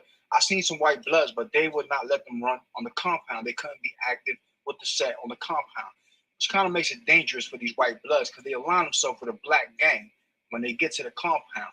Now you got the enemies after the bloods, whoever's beefing with the blood on that compound. On top of that, you white, so the white boys don't like you because you in the black gang. So you got the areas which are called the Unforgivens in Florida. They got the unforgiveness. You got all these little, you know what I'm saying? Now you got double enemies, you feel me? But long story short, bro, where the smoke, there's fire. All right? Where the smoke, there's fire. 1090 Jake. There's no way your name is in so much paperwork and there's not nothing going on. Your name shouldn't be in no paperwork, first of all. And police reports or nothing unless you was the one that was arrested and charged. Now, as far as like statements and all that other stuff like that that's going on, like your name shouldn't be involved in that. Just street shit. It's just street shit. Where there's smoke, there's fire. I'm a firm believer. Where there's smoke, there's fire. I got a homeboy. It's my dog. I cut him off though. He did 18 years. He got 18 years. I told him not to do something. He did it. Caught 18 years. Out of those 18, he did 15. I'll tell you why I cut him off. Off topic. The people that snitched on him and set him up, I went and I rolled on the niggas. I went to their hood and I laid everybody down that was outside. If you was outside, I was running up on you. Facts. Y'all think I just be on YouTube and I say I work and all that. It's the old me. I laid everybody down. I went to jail that night. And I was on probation. I did a year. Going after the people that snitched on him. Right? He does the 15. He come home. He chill with some people that some situation happened with some gunplay. And he chilling with them calling people on camera like, yo, my nigga, you wasn't even around. You was doing time already. Are you crazy? You hanging around these people that we there's, you know what I'm saying? They lying to him. They telling him, oh yeah, I remember them. Yeah, we cool. They're my dog. Bullshit, nigga. Is you crazy? I told you stop being so friendly. This is the friendliest convict I have with my homeboy. My nigga, you wildin', bro. Sit back and peep the scene. You've been gone too long. Anyway, I cut him off for that. I haven't talked to him. But my point about smoke, where there's smoke, there's fire. He did 15. So when he's up the road, I had got out. I got a phone call. We was talking. So one of my homegirls, a mutual friend of ours, her brother's up the road where he at. He said that he hanging around punks. He said my dog hanging around punks. So I'm like, what? So when I talked to my dog on the phone, I'm like, hey, bro. Hey, man, I heard you was up the road, man, hanging around some boys, man. I heard you up the road hanging around some punks, boy. What's going on? Man, who said that shit, bro? I said, so-and-so brother said that shit. He over there where you at? Man, I ain't gonna entertain that shit, bro. Man, that's some bullshit, bro. I ain't gonna entertain that shit. So I'm like, word. I figured it sounded funny, you know what I mean? Boom. He come home. He drawing shit, right? He drawing shit. And he say, that he was trying to start some clothing line. He was trying to start something for some punks. That he was talking to the punks of the road, getting ideas and all this. So I'm like, what? Why is he telling me this? So then I start thinking. And then he brought it up to me like on 3 or 4 different occasions. He's brought this up to me. So I'm like, yo, this nigga had to be really hanging around these punks up the road. Where there's smoke, there's fire. Listen, I've been to prison twice, right? 2 different camps. You know what I'm saying? I did time in 2 different camps, but I traveled through when you get reception center and all them different camps and all that shit. That don't count. But your camps where you at, where you ain't leaving, I've been to 2, but I've been to, I touched a bunch of different other camps. You know what I mean? You ain't never heard, those that know my name in the streets, y'all ain't never heard my name associated with snitching. Y'all ain't never heard my name associated with no punk shit. And a lot of people in the city know me, man. I could go to any hood out here. I'm not capping. Like, I can go to any hood and I'm Gucci. I know a lot of people, bro. I ain't hard to find. You feel me? And a lot of people fucks with me. And guess what? Ain't nobody ever came up to me and said, hey, bro, I heard that you was fucking boys. I heard you was a snitch. I never had to explain why my name is on an affidavit because my name ain't on no affidavits. Now, let me tell you this. 1090 Jake. This for my boy. He asked, my boy Pico asked me, you think that he snitched on the police, right? You think that's snitching? I'm gonna give 2 examples of a yes and a no.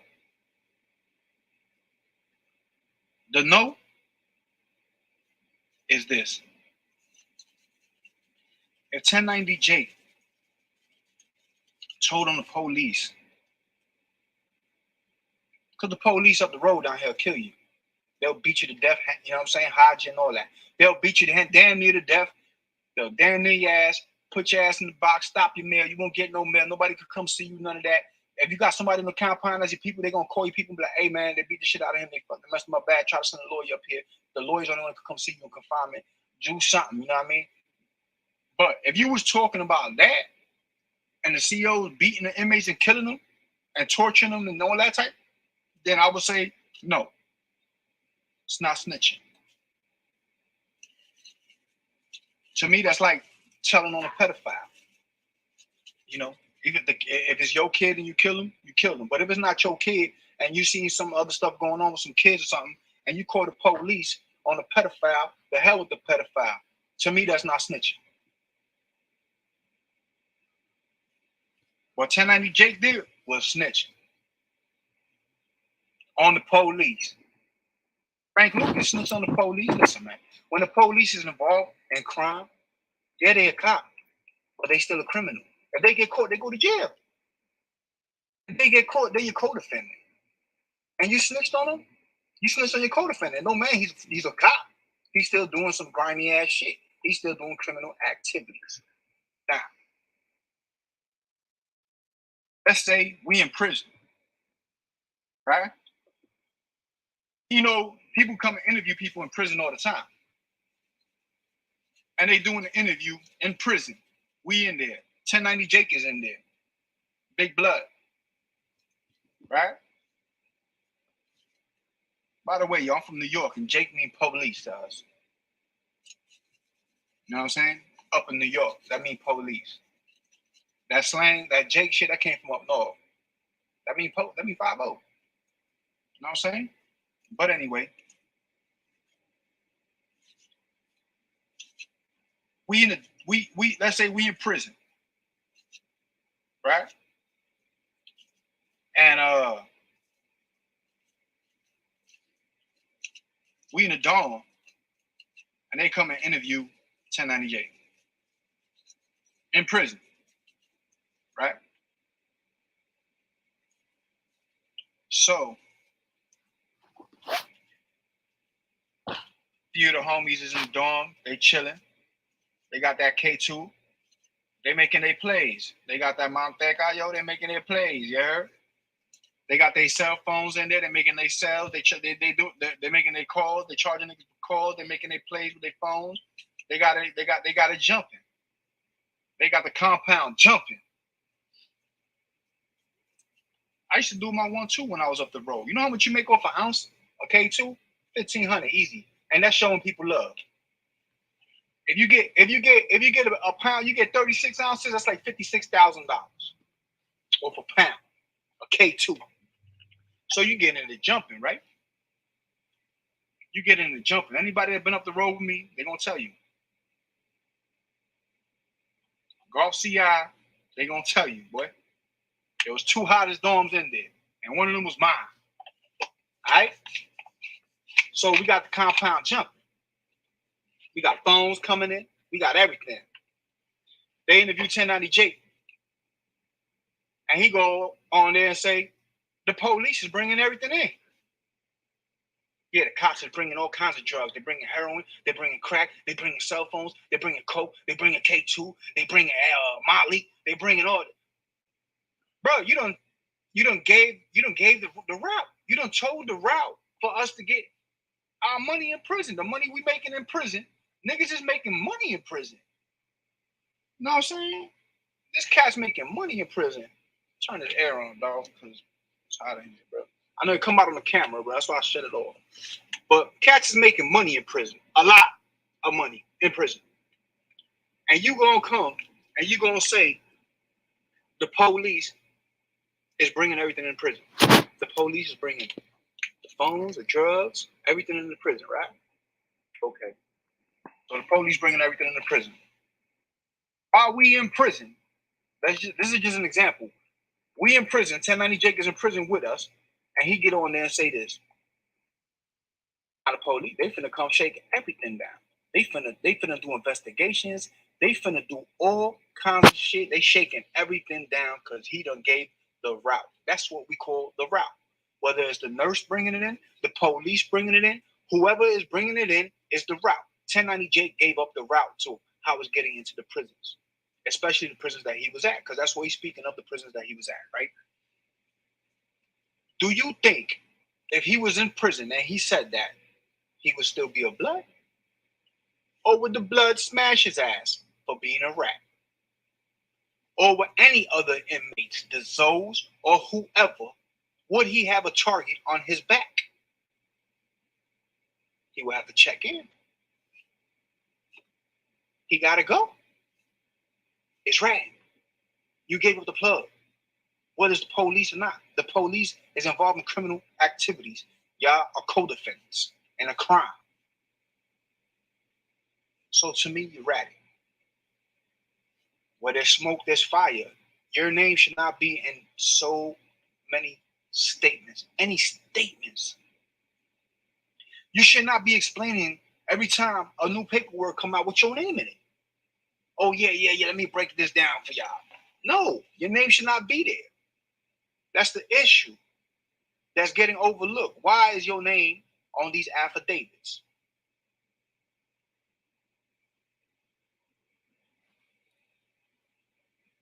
My name ain't on affidavits. As no witnesses, as no nothing. Just when I get arrested. When I get arrested, my name is there. In the affidavit. Orlando Police Department came in contact with, that's it. There's no statements. There's no nothing. In prison, you're not going to find no statements of me writing anything anywhere. I don't have to explain myself. Why my name is in affidavit. Why my name is in multiple affidavits. Your name is in multiple affidavits, not just one. You got more than one situation going on. It's different if you had one situation. You got more than one situation. You went on the news and you're told on the police on the news, bro. You went on the news and said, the police is bringing the drugs in. Why? Why do you give a shit if the police is bringing the drugs in? Why ain't you supplying the police for your homies? Looking out for the homies in there. Instead, you're making it harder for the homies. Yeah, the police bringing everything in. Who does that, bro? If you was in prison and you did that, you would be on a helicopter ride. Or you have to check out. You wouldn't be no blood. Guarantee you. If you was in prison in Florida and you said the police is bringing everything into this prison, your own bloods would have took your ass up through there. Plus, everybody else would have took your ass up through there. You would have had to check out and leave that compound. It's ratting. That's ratting. It's different if you would have been like, yo, the police is killing people. Oh, this and this and that. We're trying to put a stop to that, protect the inmates, blah, blah. Whole different situation. Because the police ain't involved in the crime with you. They're not your co-defendants. You know what I'm saying? The police bringing shit in. They're dealing with inmates and they're co-defendants. It's different. So you're stopping somebody probably up the road sending their family money, doing mail outs, sending money home to their family, looking out for their family from home, and you just ruined that because you done told on them people about the police are bringing them all the drugs in the prison on the news. Why you got to get on the news and say that? So to me, that's right. My other thing is this. 1090 Jake hangs around with this kid named Ratchet. Right? This kid Ratchet's a rat. He's from Orlando. He's from the east side, Orlando. And he's a rat. Now, my nephew, I say nephew. He's not my real nephew, but I say my nephew because me and his uncle, that's my dog. And if they ever call me and need me, I'm there. When it comes to whatever. And if I ever need them, they there. My boy there. So my boy called me like, hey, bro, I got an issue. I'm there. Because I already know. Without a hesitation, he's going to be there for me. He's been proven multiple times. This is not just like, I think he's going to do it. No, he's going to do it. Right? So, nephew, right? My nephew, let's say. He's not my nephew, but I'm just saying my nephew, let's say. For the sake of the video. He went to serve Ratchet. Ratchet's a blood. He's a blood as well. But he's a snitch.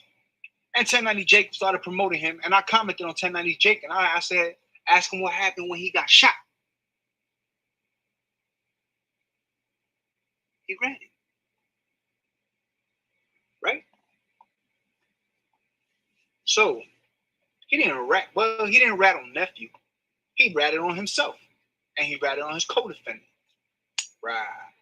Look what happened. Nephew went to go serve him. Ratchet, a little chubby fat dude. Probably weighs 100 pounds more than nephew. Nephew was a little skinny. No. He go to serve him. Ratchet try to rob him. Nephew take Ratchet's gun. Boop, boop, boop, boop, boop, boop, boop, and lit him up. And left. Ratchet's on the ground for like 3 hours. He ain't died. The cops find him. He says, I try to rob this kid, nephew. I ain't gonna say his name, but he said, I tried to rob him. He took my gun and he shot me. He told the police on himself, I tried to rob him. He took my gun. He disarmed me and shot me. And my homeboy was with me and he got away. He left. What's your homeboy's name? Hey, listen, his name is this, his birthday's this, his mama named this. Hey, listen, they go to homeboy house and they find a bunch of stuff in his house, guns and all kinds of shit they ain't supposed to, whatever. Homie got, I think, 15 years, bro. 15, 7, I think it's 15 years he caught off of that. It's either 7 or 15, if I'm wrong, but I want to say it's 15 years. He got 15 years because Ratchet told on him, saying he was with him. He wasn't even on the scene when the cops got there. He was gone already. Ratchet was like, yeah, he was with me. Threw the man under the bus. Got him 15 because they found guns in the house and all kinds of stuff.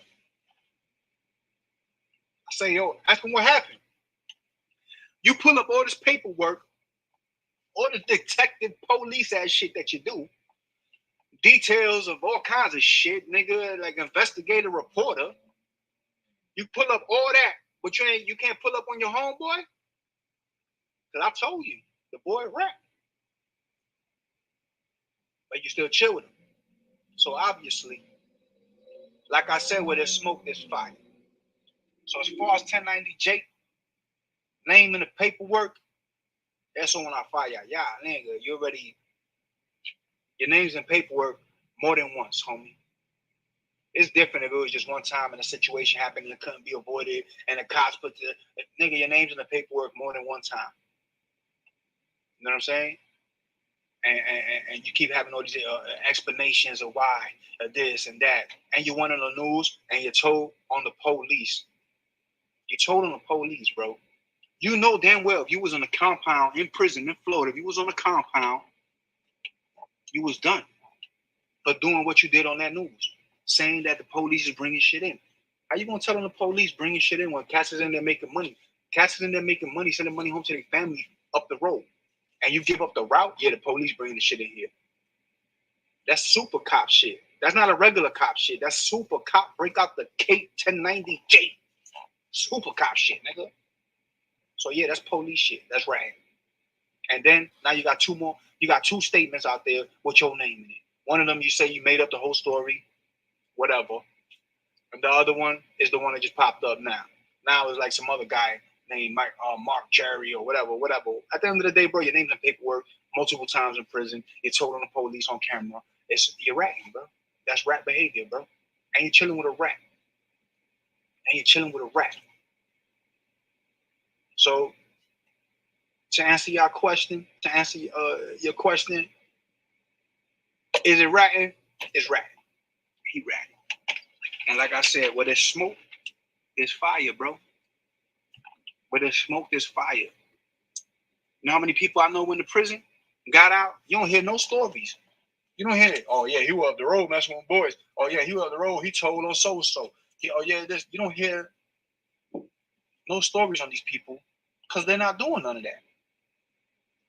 But if you involve in that type of shit, your name is these rumors are just gonna start out of nowhere. These rumors don't come out of nowhere, out of thin air. They don't come out of thin air.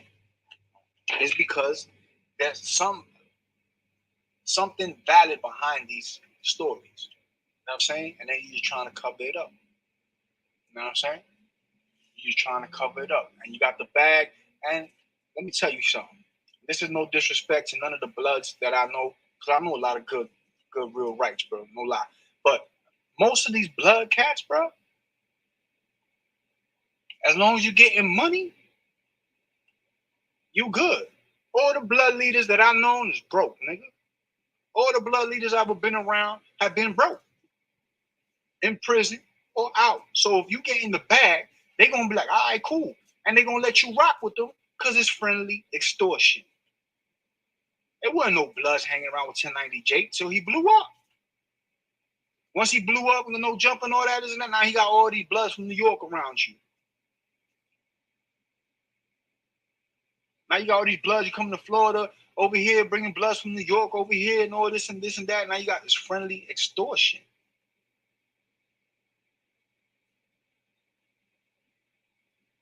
Amor de cantina. Huh? Canteen love. You know how many times the Bloods is big on extortion. I was in prison, they extorting everybody. So I seen it so many times, bro. A dude to let somebody that he know ain't no good hang around them in the set. He might be scratched out. They might have said, yo, this nigga was a Blood in the street, but he got crossed out and he'll go to prison. And if he got canteen and he getting money every week, the Bloods are gonna let him run with him. They're gonna let him run with him. And not only the Bloods, a lot of gangs do this. A lot of gangs. I'm just saying the Bloods in this situation because 1090 Jake is a Blood. But a lot of gangs do that. They'd be like, oh, shit, all right, yeah, but damn, he got the back. And you might have 4 or 5 members in your crew and none of y'all get money. And here he come, boom, and he breaking off and everybody eating. They're going to let him rock. They're going to let him rock. Just so they could get some money. Some canteen, some honey buns, some soup. So he breaking niggas off, they're going to be standing next to him. You know what I'm saying? But that's fake. Then you got to call it what it is. It's fake. So, and I said that in one of his videos. You got all these people hanging around, you're not. Harder to see what's really going on now. Too many people around. Where they was all at before. You know what I'm saying? But, like I said, where there's smoke, there's fire. If you got to go like this, cleaning up the smoke, you got to do this to clear up the smoke. Boy, there's a fire somewhere around this bitch. You know what I mean? So, yeah, definitely rat. That's definitely rat. You know what I'm saying? In my book. You know what I mean? But hey, rats is cool nowadays. You know what I'm saying? So I'm pretty sure they'll probably make them the #1 Blood in America. You know what I mean? You know how that go. You rat and you cool now. So he'll probably be the #1 Blood in America now. You know what I'm saying? But yeah, I just wanted to give y'all my thoughts on this. It's your boy Zulu King Street Fame 407. Y'all know what it is, man. We all gas, no brakes. If you ain't gonna be good, be safe.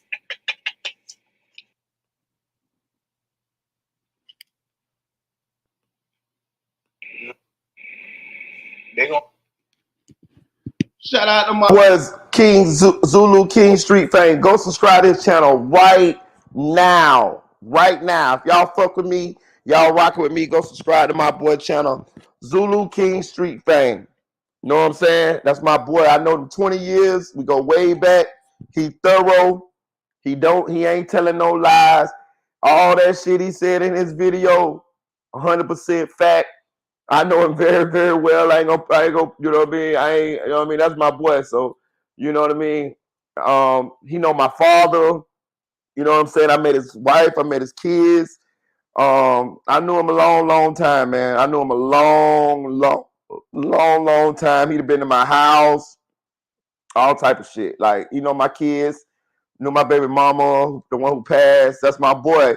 I didn't even know he was blogging. I ran across the channel and seen he was blogging. So me and him was doing the same. Me and him doing the same thing. It's crazy, but he thorough. And when he say that he can go anywhere, this is true. He can go anywhere. He known anywhere.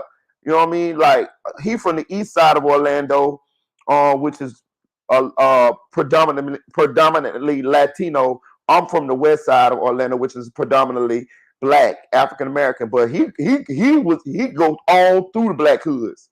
You know what I'm saying? No problem. Don't nobody fuck with him. He known. He ain't never been no pussy nigga. He ain't never been. He ain't never been no snitch. He ain't never been no bitch. Anything you want to get on, he'll get on it with you. You know what I'm saying? You know what I'm talking about? For real, I'm dead ass serious with you now. Like anything you want to do, he be you goddamn sure if you fuck with him, you got a problem on your hands. I'm gonna just tell you that. He knows a lot about the gang culture. That's why I went and asked him. He did this video because I asked him to. He wasn't gonna do this video. I asked him to do this video. He slipped and said my nickname Pico. That's why he didn't know about. He don't really know. Nobody knows me from Marita but YouTube. You know what I'm saying? So that's why sometimes you get people that know me in real life, they'll slip and say Pico, or they'll slip and say something like that, because that's my nickname. That's my real nickname. That's my daddy's nickname, and that's my nickname. So I'm a little Pico, my daddy big Pico. For y'all that don't know, I'm pretty sure some of y'all is, because y'all done ran across my social medias. Some of y'all are on my social medias, and y'all see my names and stuff on my social media and stuff like that. And I probably done told y'all anyway in the videos and stuff like that. But yeah, so there we have all the latest information on 1090 Jake. Now that we all caught up, hit that like button, y'all. Hit that like button. Hit that like button. Hit that like button. Hit that like button. Please hit that like button, y'all. Now that we all caught up, I'm finna give y'all my opinion. He snitched. He snitched. 1090 Jake is a snitch. Shout out to Music 101 for using his content. Y'all go subscribe to Music 101 channel. He's a snitch, y'all. He's a snitch. I don't know 1090 Jake. Never met 1090 Jake. I know people who know 1090 Jake. But he's a snitch, bro. He's a snitch, a tattletale, telling, whatever y'all want to call it. But he's a snitch. The situation that solidified it for me was when I heard Zulu just go over the situation where 1090 told when he was on the news channel about the guards getting the drugs in. That's straight up telling, bro. Full disclosure, I done had guards get me shit in the jail before. Full disclosure, I have been the recipient of a corrupt guard getting us things in the jail, and we was actually able to make some money off of and to make some plays. We made some plays. I'm gonna just say that we made some plays.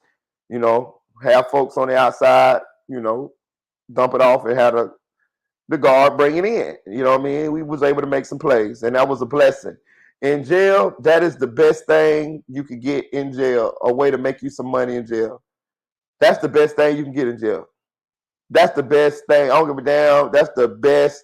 When you in jail, the best thing you can get is a route to be able to make money. You can get you a CO. You can get up under a CO or a nurse or whoever, and they willing to get into business with you to where you can make you some money. And I want to say this.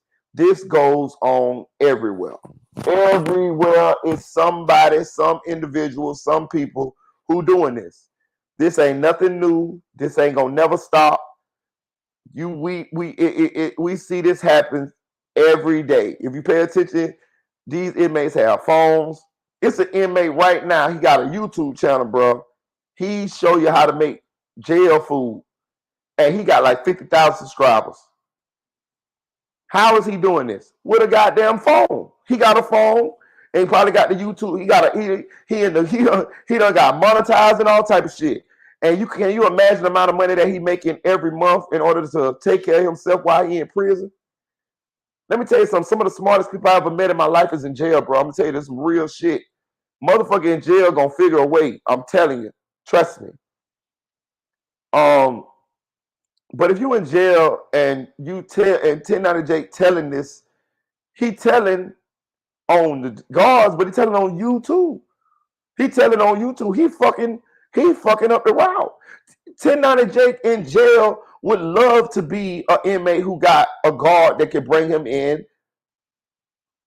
certain things that he ain't supposed to get in, whether it be phones, whether it be drugs, whatever.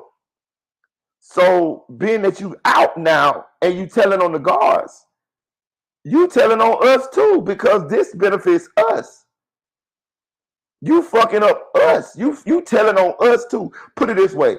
Say the police or the feds went to investigate the prison that 1090 Jake said this happened at, right? They ain't gonna just get the guards. They gonna sit back and watch. They're gonna have feds in there as guards, right? They're gonna have deep cover feds that's parading as guards, and they're going to watch.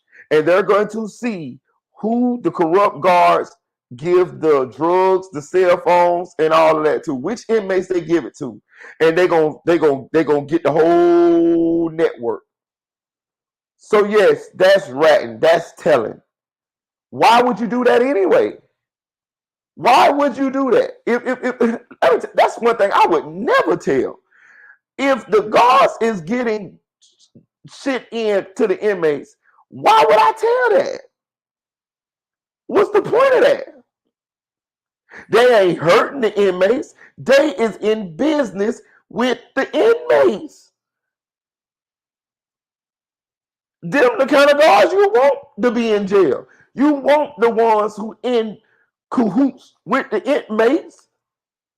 The ones that you don't like is the ones that's strictly about a book that's racist, that want to beat your ass and kill you in there and shit like that. Call your boy and take your food and starve you and put you in the hole for months, years on end. Them the ones you don't want. The ones that's cool with the program, who is corrupt, who getting the product from your peoples on the outs and smuggling it in for you for a percentage of the profits. Them is the guards that you want. So why would you tell that? I could see it 1090 Jake told that the guards was beating them up. I get that part. That's cool. That's cool with me. If you got on the news and you say, hey man, they be beating inmates up at Lancaster or the reception center, I'm cool with that. But you telling that they giving y'all contraband, drugs? Yeah, bro. Yeah. So, I'm gonna go ahead on, and I'm gonna go and classify 1090 Jake as a snitch. He's a snitch. He's a tattleteller. He snitched, tattletale. Shit, he out front. So music by music standards, he telling. Telling and snitching is cousins. They cousins, y'all. You can't snitch without telling. They family members. You can't snitch without telling, because snitching is a form of telling. So it's just at different spectrums. But put it this way, snitching is the son of telling. God damn it, telling is the daddy, and snitching is the son. God damn it, you know what I'm saying?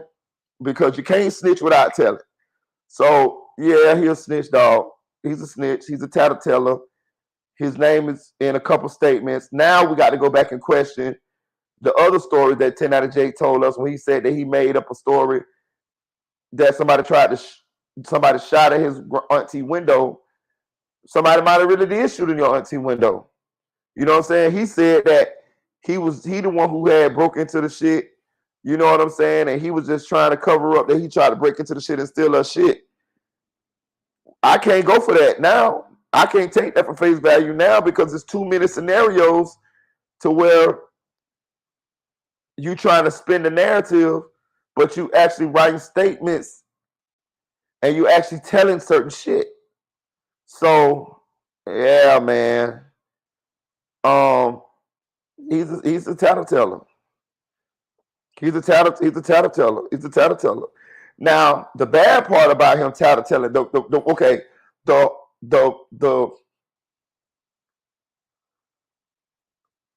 what's the word I'm looking for? What magnifies, I can't figure out the word I want to say. I got it onto my tongue. But what magnifies the fact that he's telling is that you make a living off exposing people who tell. You make a living off of exposing people who tell. Not only that, you talk down on them once you confirm through paperwork that they have told. Wow. Now, I see people like Wack 100 and a couple more people, Charleston White, a couple more people come out and say they didn't like that 1090 Jake was Caucasian and he was doing what he was doing. And it seems like he was doing a lot of videos on black people and he felt like he was tearing out a black community. I did not have that opinion at first, right? I did not have that opinion. And I still really don't care the fact that he white. I don't. I'm not racist at all. I promise you. I don't have a racist bone in my body. I'm telling you. So I will get back against racism when I see people trying to use racism. If it's not right, now if it's cool, I'm with it. I'm pro-black now. That don't mean being pro-black don't mean you're anti anything. I fuck with as you see, Tony. You know what I'm saying? As you see, hey, some of my closest friends is different demographics. Put it that way. So I didn't subscribe to that notion that being that he was white doing what he was doing, it was a problem. But I'm gonna say this now. You can do what you want to do because evidently he did it. But how the fuck is you going to out other people for ratting, but you a rat yourself? You're going to ridicule them, talk down on them for being rats. He had a shirt on No Jumper that said, fuck your favorite rapper, with a picture of Boston Richie in an interrogation room. But what you done did is the same thing as what you saying Boston Richie did. So you ridiculing Boston Richie. You saying Boston Richie's a rat, fuck him. But we got 4 different scenarios where you done ratted or told something. These people, I have a problem with the hypocrisy. I told y'all, I try my best not to be a fucking hypocrite.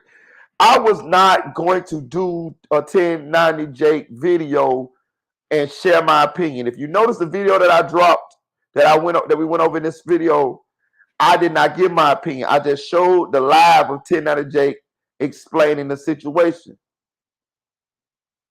But I talked to some people behind closed doors, and they told me, they say, nah, Marita, you went too hard with the Trenches News situation. You went too hard on the bloggers, saying that the bloggers was selective politicking. So you got to walk it like you're talking. You got to make a video and state your opinion. And you know what I told them? I say, you right. I say, you motherfucking right. I say, you motherfucking right. I say, I do have to do a video because I did do that. This is me standing on what I've been, on my principles, on my morals, on what I am, and being consistent with what I've been doing. They were right. Marita, you cannot not make a video on 1090 Jake snitching because you were so vocal against the bloggers when the Trenches News situation came out. And I don't even know 1090 Jake. Some of them niggas knew Trenches News. So they had a certain kind of different allegiance. But it still was the same thing. And they was right. So I came and I did this motherfucking video and I put it out there, and this is my opinion, being what we done learned from the 10 out of Jake situation. This is forever gonna be in a time capsule chronicle. This video will forever be out here. Marita Boy has went over the evidence and he has found 10 out of Jake tell. He telling. Not only that, we done found some more information that I'm not sure anybody other than my boy Zulu King Street Fame knew. Think about this, y'all.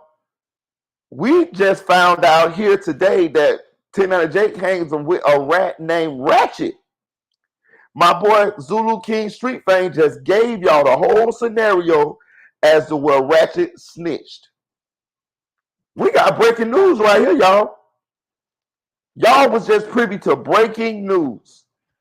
So now we got 5 scenarios where 10 out of Jake is got snitching shit rolling around him. You not only have you been telling in different situations, but you are hanging with a known rat. You finding all these people paperwork, you digging up all these people paperwork, but you ain't dug up your partner paperwork. My boy Zulu King Street Fame say he commented and told 10 out of Jake, you hanging with a rat.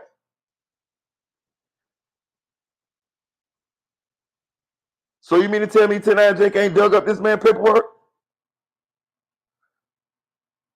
I'm going to tell you a step further than that. Shout out to Unspoken Crime Murders. Unspoken Crime Murders dropped the video about a month ago about a guy named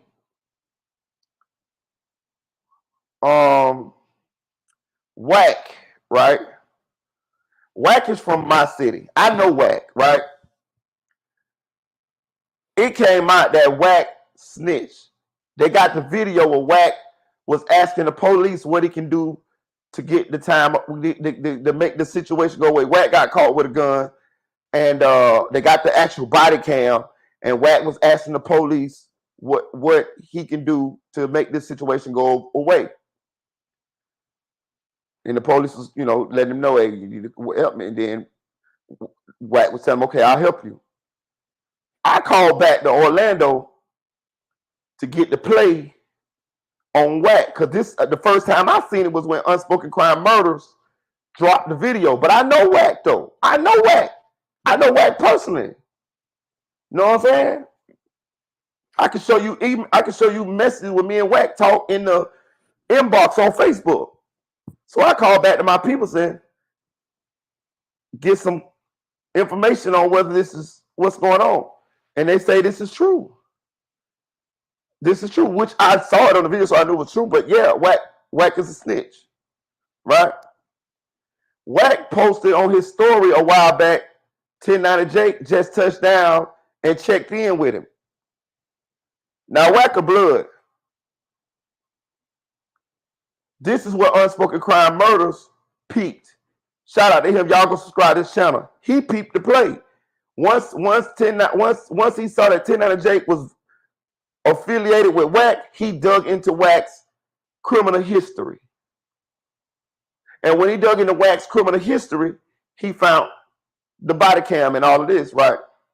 So that is 2 known rats that 10 out of Jake affiliated himself with.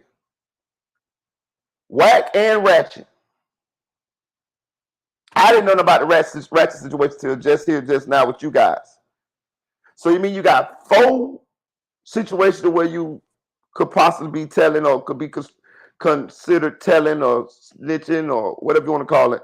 And you got 2 known rats that you affiliate with? Wow.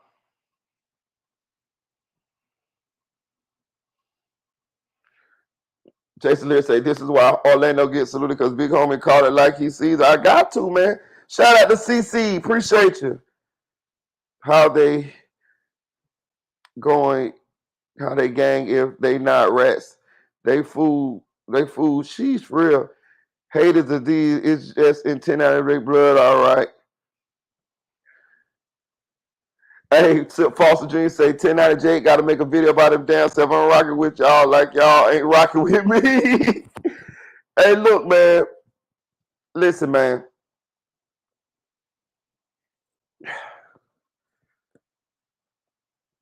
I'm going to say this too, y'all.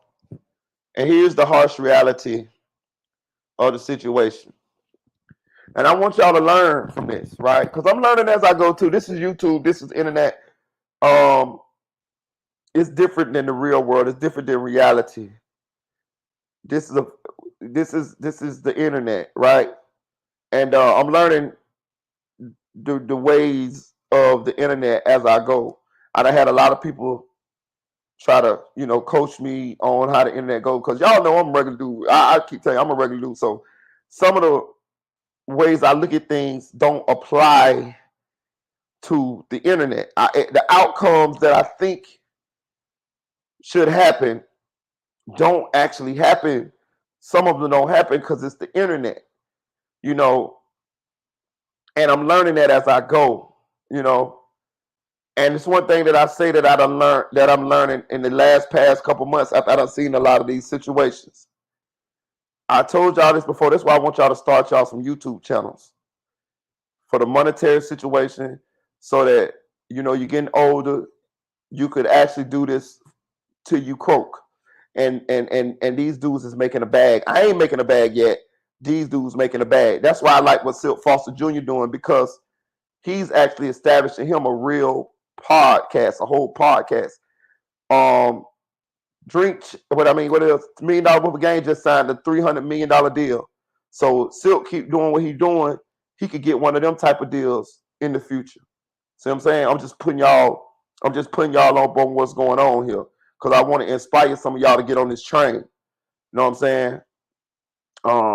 Even though I ain't made it, I'm just a regular dude. I appreciate all of my 4,000 subscribers. You know what I mean? But I'm just saying, like, in the YouTube grand scheme of things, I'm at the bottom, right? I'm cool with it because I fucks with y'all. I love doing this. It ain't about all the likes and subscribers and all that shit with me. That shit come. As long as you keep doing what you love to do, the success comes. Success gonna come. So I'm cool with that. My time will be my time. It's not my time. Have to learn patience.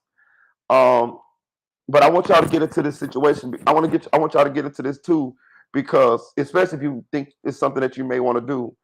Because 1090 Jake is not going nowhere. He's not going nowhere. Telling y'all, Vlad TV was the first person that showed us that you cannot cancel content. The only way content can get canceled is if the platform that you posting your content on demonetizes your content or deletes your channel. But if your channel is still monetized and it's still on their platform, what the public say cannot stop you. I saw Vlad TV lie on the Minister Louis Farrakhan. They called him on tape line. They asked Vlad to apologize. He said he wouldn't. But Vlad straight up lied. He straight up lied. They got the video. I seen it. I say, damn, why Vlad just won't apologize? I say, just apologize. Vlad say he is not apologizing. And he never did. And he said, you can't cancel me.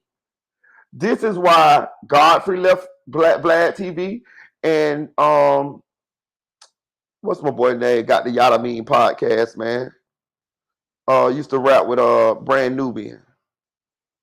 Anyway, the rapper dude, he got the Yada Mean podcast.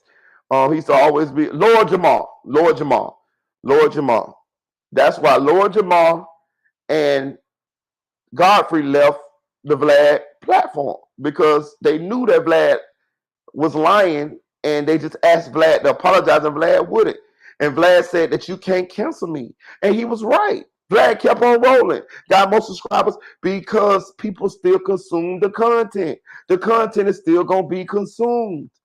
Vlad has made a platform of doing interviews, so people gonna watch those videos. It's gonna happen. You can turn on Vlad TV today and watch that motherfucker for a month straight. He got so many interviews on there. You can watch that bitch for a month straight, maybe longer, and never have to turn the TV. He done created so much content for himself. That's why he's rich. I saw it with who else came after that? Oh, but okay, put it this way. I saw it. I ain't gonna get that nigga clout. I ain't say that nigga name. But anyway, I saw it with Trench's News. I saw it with Trench's News. Trench's News is, and I said this. I said Trench's News, he ain't going nowhere. I told y'all this. I said Trench's News gonna be right back on this channel. Just chill. He is not gonna let them 100-some thousand subscribers go. He is not gonna cut off that financial money stream for himself. Being that you could tell this probably the best he ever lived in his life. And people, and when you go in the comments, no, you could be done killed somebody. And them people, and it's still gonna be people in the comment section that's gonna be supporting you. In their mind, they're gonna be done spent it to where you're the victim and you're not wrong. You see this everywhere you go.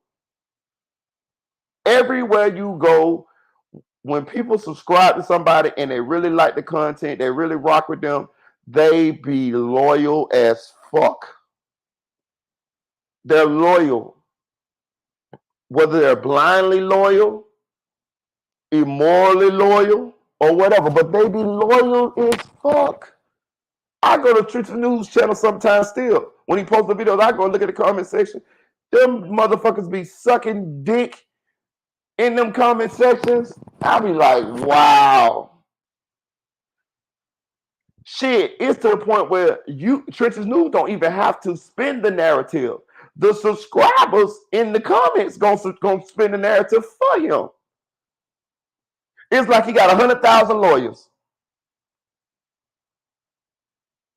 And here we go to 1090J, who's probably the biggest blogger in this little niche situation that we have here in YouTube.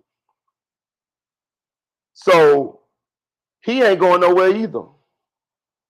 He done built a platform with those videos, those jail videos, and now he done switched it to where he just exposes people who snitch. 1090J ain't going nowhere. He has amassed a cult following, and remember when we was talking about clout, influence, power, pull, sway, say. He has those. So you got people that's going to still be down with 1090J because some people like the content, some people like him, but a lot of people want to be down with him because they feel like he might can help them, or they feel like he, they could benefit off knowing him. He could put them in certain positions. You feel what I'm saying? Just when motherfuckers, when shit happen to motherfuckers like him, it be other motherfuckers that come and say, "Oh man, I'm your real friend, man. Man, fuck them, man. Fuck that, man. Fuck what they saying. I rock with you, dog." They trying to play a position. So just as many people that'll jump off the ship, it's just as many people that'll run to his aid because they see that he got motion. They see that he could possibly put them in a position. In life, y'all got to realize this. Most people have an angle. Most people who deal with you in life, they have an angle. It's something that they can benefit from, or they can attain from you. And sometimes it's not nothing that you could really notice about. Sometimes it just might be hanging with you. Sometimes people want to hang with you, and that'll clout them up. It don't necessarily them got to be getting nothing monetarily or something from you. Sometimes people just want to be in your atmosphere, and they figure that that's good enough, and they can finagle that into something. I'm just telling you, like, I'm saying all that to say this: 1090J ain't going nowhere. Just like if you start your platform and you amass a certain amount of subscribers, you ain't going nowhere either unless you quit. This is the beauty and the horror of social media.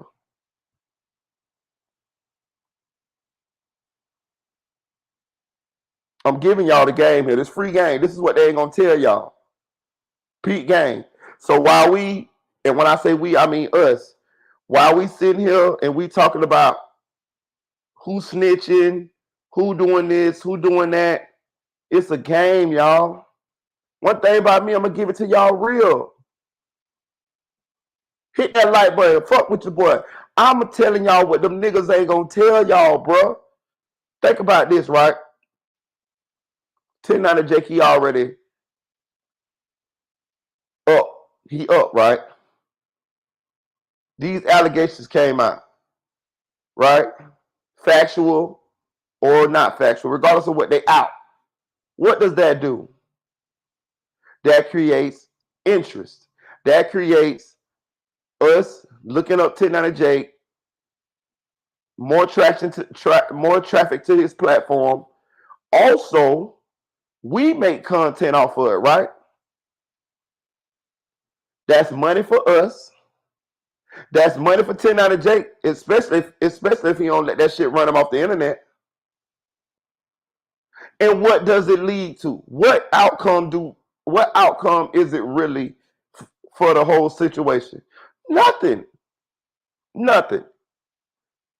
All these dudes that done came out to be Snitch's brother, Church's News, 6ix9ine, all of these people ain't having none of these motherfuckers. They still rich because the negative publicity is better than no publicity at all. It's all traffic. It's all notoriety. It's all interest. It's all we nosy. At the end of the day, people are nosy.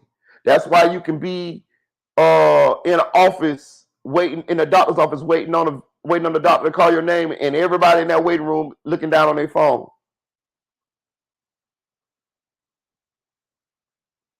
That's why you can be in the club, everybody looking down on their phone. What are they doing? They're consuming information. They're consuming news. Hey, did you see what just happened to Center? Did you see what happened to Center? Did you see what happened to Center? Did you see what happened to Center? I told you, this is what makes media so powerful. This is what makes what we're doing so powerful.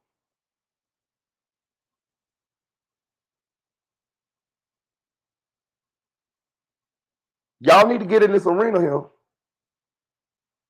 Y'all need to get. I'm telling y'all this while I'm on the come up. I'm enjoying the journey because I'm not stopping. So I can clearly see where this is going, where this is headed, and how this is going to be very beneficial. It's already very, very beneficial to some.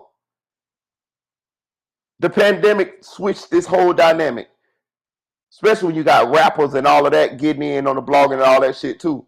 We just saw FYBJ Maine go from being homeless to being on No Jumper, and with Cardi B and all of these people. Content creating, media. You ain't got to know how to rap. All you got to do is know how to talk. That's it. And have a goddamn phone. I'm just giving y'all the game here. I'm giving y'all the game. This is why you see so many people entering this arena. And it's millions of people in the world. You're going to get some people who are going to like your channel as long as you stay consistent. And it don't have to be on talking. It could be on cooking. It could be on fishing. I got fishing channels that I subscribe to. Whatever it is that you're good at or you got a passion for, make videos on it. You can make videos on relationship advice. Shit, they got videos now where all it is some videos of some rain and some water sounds in the back. And them motherfuckers videos make so much money because when people like to listen to them shits while they go to sleep. Motherfucker ain't even talking. It's just some video. It's just a picture of a waterfall and some goddamn rain sounds in the back. And the motherfucker's making millions of dollars off that shit. You can do that shit with your phone, dog. Most of us bloggers started using our phones. Then we buy more equipment, and expand on it. I'm just giving y'all the game, y'all. I'm giving y'all the game. Reaction videos, for real, CC. Reaction videos.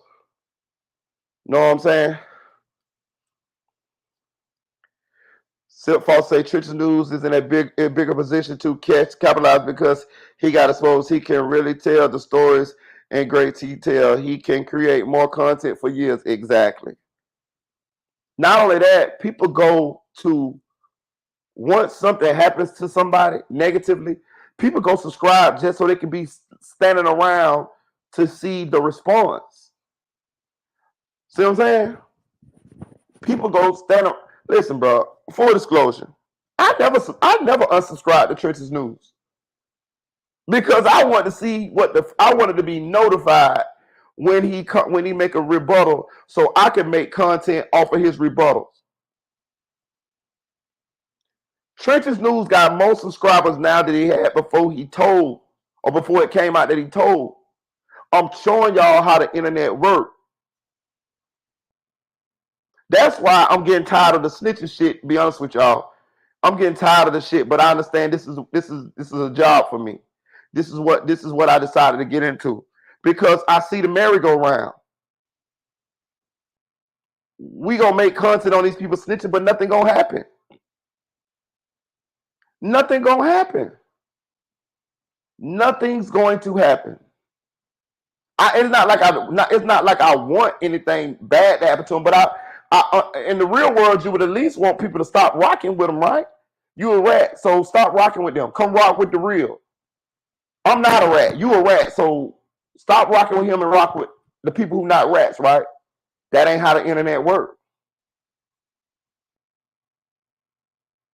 Once that is some controversy surrounding that individual, especially if they already got a following, it's just gonna bring more people around to talking about that individual. You had up to 40 or 50 bloggers, probably more, making content on Trench's News this past week. Do you understand the amount of publicity that gave him? That's like you got all the bloggers saying your name. That makes people go and subscribe to your channel. That makes people go look at all your content to see what you was talking about, see what you was snitching, see this, see that, see this, see that. I'm giving y'all the game. I'm giving y'all the game. I'm giving y'all the game, man. I'm giving y'all the game. I'm gonna get off this situation. I gotta go to work in the morning, but after I get off in the morning, my weekend start. God damn it. I'm going on a little trip this weekend, so you know what I'm saying. I'm gonna be mobile this weekend. You know what I'm saying. So I probably when I blog to y'all this weekend, I'm gonna be blogging from a different area code than I'm blogging from now. So I got a trip planned. So I'll be out of here. When I get off work in the morning, I'm probably shoot by the mall, grab me something to wear, probably shoot to the barbershop, get me a little lineup, get me a little and I'm gonna be in these streets. I'm hanging out a little bit this weekend, y'all. Shout out to CC for the $5 super chat. I appreciate you, sis. Shout out to my boys Zulu King Street Fame, man. Please go subscribe to this channel. I'm gonna try to get him on this platform so we can talk. Me and him have a buddy named Robert. We had a buddy named Robert. Robert was Cuban. Robert was I met Zulu through Robert, if I'm not mistaken. And Robert ended up being my best friend for like 12 years, right? Robert ended up getting killed. And actually Zulu told me Robert got killed. This guy on the screen is the one who told me that Robert got killed. Robert ended up going to jail for murder. And I talked to Robert. He told me the story. I'm gonna tell. I want to do a video on Robert, but I don't have a picture of Robert. So I might just have to just talk about Robert on a live because I have no pictures of Robert. You know what I'm saying? But Robert was my best friend, dog. Like for real, for like 12 years. Nah, probably longer than that because he did 10. And he did 10. So about 15 years, Robert was my best friend. A Cuban kid from like 2002 to like shit. Let me see, 2002 to 2012, 13, 14, 15, 16. It's about like 2015, 16. Robert was my best friend. And then he ended up doing 10 years. He killed somebody and he did 10 years. And he ended up getting killed, right? But I didn't know I didn't know he had gotten killed. And Zulu told me he got killed. And I was talking to Robert while he was in jail. I knew his kids, I knew his girl. Like I knew Robert really well. Like Robert done let me borrow money. I done let Robert borrow money. We hung every day, bro. We hung every day, all day. He knew my kids, he knew my girl, he knew my daddy. Robert knew my daddy really well. My sister, my brothers. Like Robert was tight. Me and Robert was tight. We hung every day, every day. Went everywhere together. And he ended up getting killed. So I was gonna do a video about him, but I met him through Zulu King. I think I met Zulu King through Robert. You know what I'm saying? But I want to get Zulu on here with us so we can talk about Robert, dog, because Robert was a good dude, man. He was a good dude, but how he died was real crazy, was real tragic. But he actually did. When I met Robert, he wasn't a murderer. He never killed. I was more of a street dude than Robert. I never killed nobody, but Robert ended up killing somebody. And I asked him about it. He told me what happened. And he caught 10 years for the murder. And I was going to tell y'all the story. So I'll tell one of these days real soon, I'm going to tell y'all about Robert because let me tell y'all something. A lot of these stories that I tell y'all, like I got a lot more, right? I got at least a lot of these stories I tell y'all, they real personal to me, right? And I really have an emotional connection to them, right? But Robert, that shit hit real close to home, bro.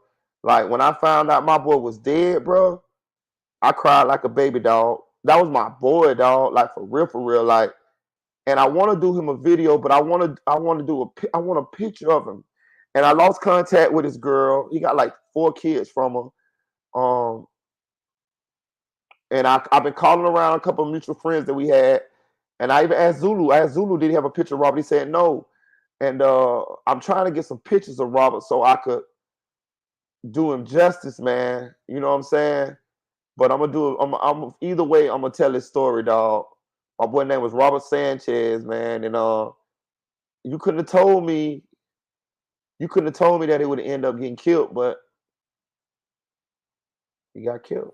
So yeah, I'm gonna get off this live. I gotta go to work in a couple hours. But I'm gonna still keep y'all in contact. I'm gonna be blogging and shit. I got another video I'm gonna do with y'all, right? It's a guy from the hood. His name is Little Richard, y'all, right? You're gonna love this story. This story is hilarious. And Little Richard's still alive.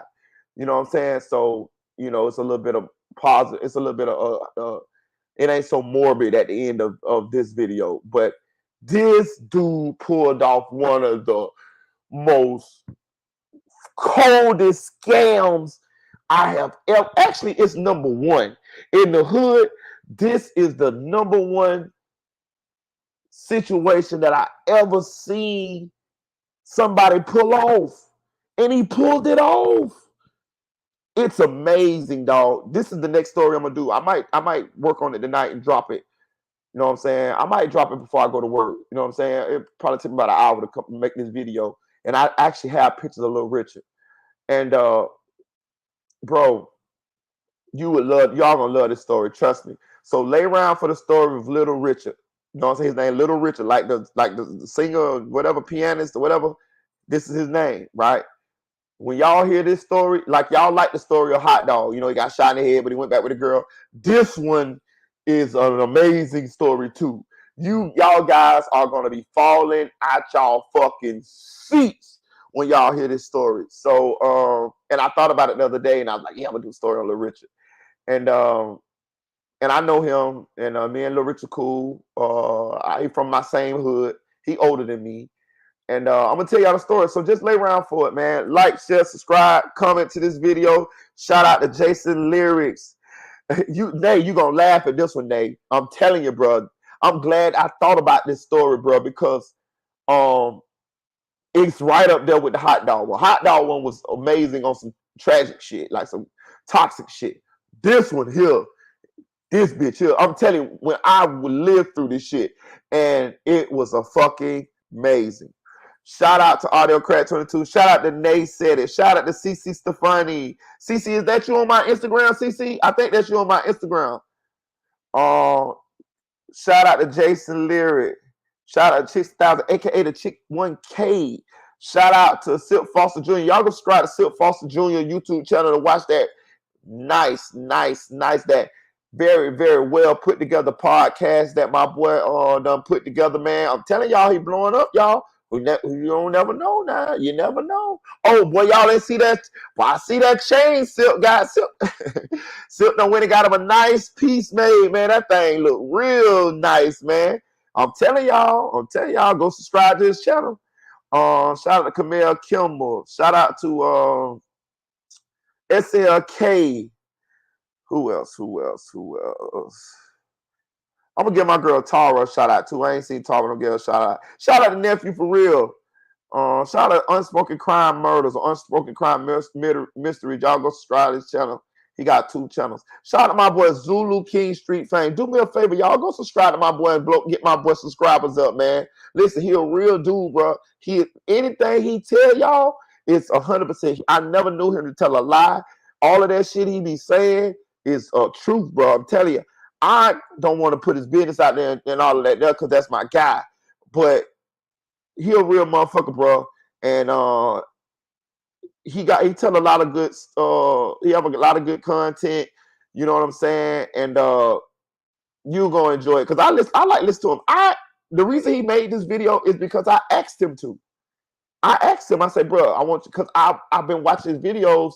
I support all his videos. So I knew he was gonna be able to have an opinion on this situation that was going to resonate with people and definitely resonate with me. So that's why I asked him to make the video, and he made the video. You see, made the video. So y'all go subscribe to the channel. Matter of fact, when y'all go subscribe to this channel, I want y'all to get in the comment section and tell him that I sent y'all. Say Marie the Boy sent me to your channel. Do that for me, y'all. Please do that for me. Who else? Shout out to Q Ball. Appreciate you, Q Ball. Who else? Shout out to Camille Kimball. Shout out to KL1K. Shout out to Ashley. Texas in the building. I'm gonna give my boy Trigger Man, tell him goddamn me a shout out. Shout out Trigger Man, tell him goddamn me. Shout out to Pooh Black. Shout out to my girl Eve too, man. Shout out to Big Quentin. Shout out to Music 101. Y'all go subscribe to Music 101 channel. Who else? I don't want to forget him. Shout out to Jason Lyric. Shout out to Jason, follower of Christ. My boy still be swinging through. Who else? Oh, shout out to Flyboy Michael 4. My son jumped in the chat. Hey, my son, hell, dog. He been a moderator for months. He jump in and and leave. Goddamn, 5 minutes later, he ain't got him nobody's yet. He on damn. Out of all the moderators, my son is the most inconsistent moderator I ever had. Go figure. Always your family, ain't it, y'all? It's always your family. Shout out to Black Kid. That's home team, y'all. For real. Shout out Scotty Fly. Shout out to Brazy Chopper, man. Appreciate you, gang. Who else? Shout out to T-Dub. Who else? Let me give y'all a shout out. Who else? Who else? Who else? Who else? Who else? Who else? Shout out to K. Shout out to Bobo Anderson. Shout out to Real Supreme Justice. Shout out to Legit to Quit KC. Shout out to Invisible Woman. Okay. What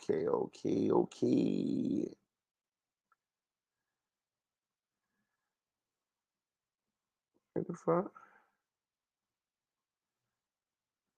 Appreciate you, CC.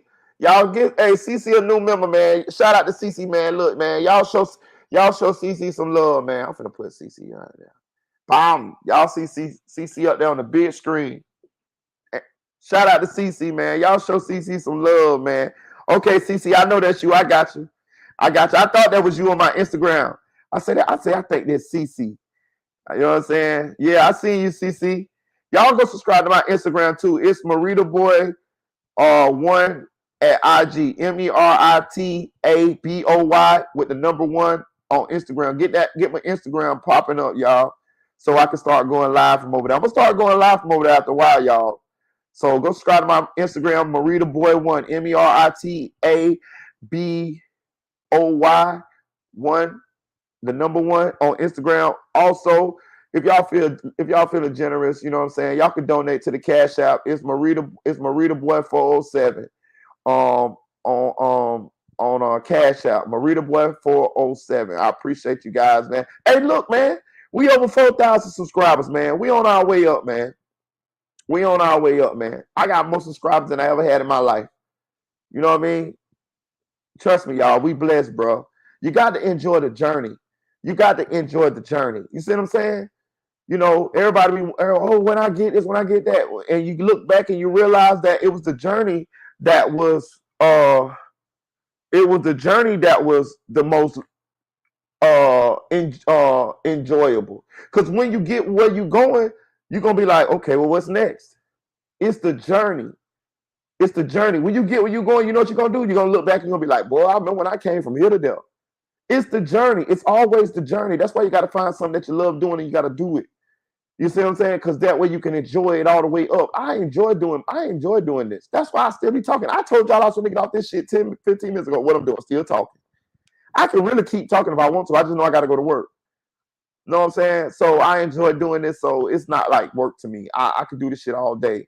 So therefore I know that, and I'm good at it. I can talk, you know what I'm saying? I can talk my ass off. And it's just a matter of time before we have that breakthrough. You know, you guys got to have patience and trust in God. So I'm good. I'm so confident that this platform is going to be what I want it to be, or what I envision it to be.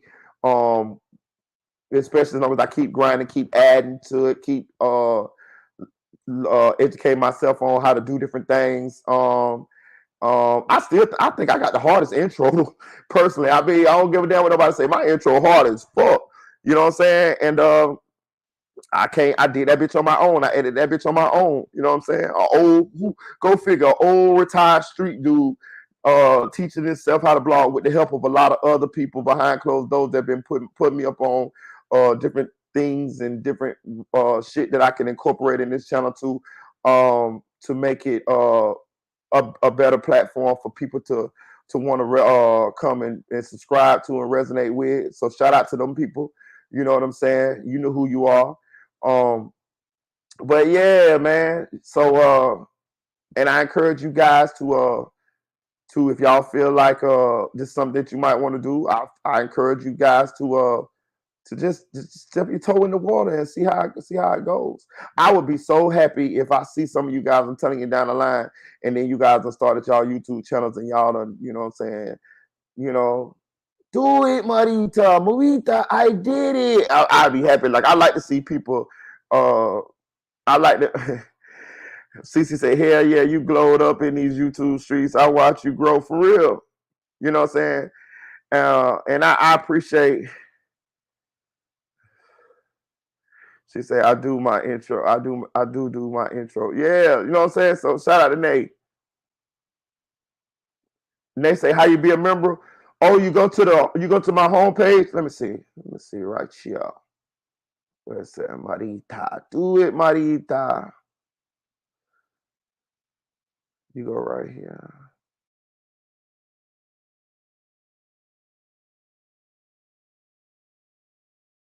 Where that shit at?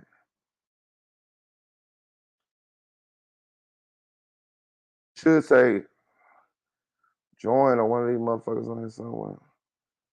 Right now. All right here. You see right there where it say member? Where's that? That bitch move. Right there.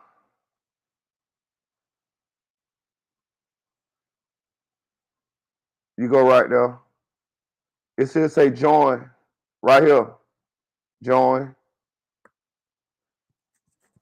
See? Right there where it say join. Hey, but I appreciate y'all. And I want to say this too. I always try to give words of encouragement. Fuck what I hate to say. I want to say this, right? Most of us, and I say us, because like I say, no better than y'all. I work 2 jobs, y'all. 3 if you want to count YouTube. I work 3 jobs. I'm a regular person. I work a regular 9 to 5. Well, shit, not 9 to 5. I work about 8 to 10 in the morning. But I want y'all to understand that you guys are winning, man. The 9 to 5 people, the people that get up and go to work and provide for them children, provide for yourself, provide for your household, y'all winning, man. Y'all winning. If you gonna look at social media and ain't nobody gonna make you feel like you winning, I'm gonna do it, god damn it. That shit that we see on social media, that shit is not real. You know what I'm saying? Majority of people living just like me and you. We gotta get our ass up, we gotta go to work, we gotta take care of our children, we gotta take care of ourselves, we got to figure out a way to make this money that we get from these jobs stretch. We got to figure out how to make these meals stretch. We got to figure out a way to keep these lights on, keep this rent paid, keep this car note paid. God damn it. And then we got the children always asking us for money for miscellaneous shit. Some shit we got to say yes to, some shit we got to say no to because it just don't line up with what the amount of money that we got. But I'm saying if you was a person and you juggling all that just like most people in this world are doing, I want you to understand that you winning, you maintaining. You see what I'm saying? You are providing. You are going out there listening to that boss man or boss lady that you might not necessarily like, doing jobs at work that you might not necessarily want to do, staying late to get extra hours to come up with a couple extra dollars because you know you got some bills to pay or you got something that came unexpected and you got to pay this shit and you figuring out how the fuck is you going to pay it. But you find a way, you know what I'm saying? You put this bill off and you pay this bill and you tell this person, hey man, I'll pay you later. You know what I'm saying? I want you to understand that y'all winning. That you winning. Shout out to Dre Jones, man. I appreciate you, gang. Salute. I want you to know that you winning. I want you to know that I understand what you're going through and I support you. You know what I mean? It's somebody out here who just like y'all, who understand it. Because you listen to a lot of these people, they gonna tell you that, oh, they got it made. Oh, they rich. Oh, they doing this, they doing that. Man, most motherfuckers ain't living like that. Most motherfuckers is doing what they gotta do, going to these jobs that they probably don't want to go to, but they doing what they gotta do because they got responsibilities. And I want you to understand that you winning and that I see you. You know what I'm saying? I see you. You know what I'm saying? So I want you to feel good about getting up and going to that job at the crack of dawn, even though you want to lay in that goddamn bed because that bed feels so goddamn good. But you got these children to take care of, and you got yourself to take care of, and you don't like asking people for shit Because you don't want a motherfucker to have nothing to come behind you and talk about and this and that and all this and that. So you get up and you press on. You see what I'm saying? So I want you to understand, man, I appreciate you. I see you. I understand what you're going through. And you winning, man. You winning. You winning. You listen, what you doing, sometimes you don't even know how you do it. Sometimes you don't even know how you make them ends meet. You don't even know how, goddamn it, how you pulled that rabbit out your hat, but you did it. You paid this, you paid that rent. You see what I'm saying? You paid that car note, you paid that phone bill. Shit, you might have to get a little extension on your phone, goddamn it. But it's on right now. You'll pay it next week, goddamn it.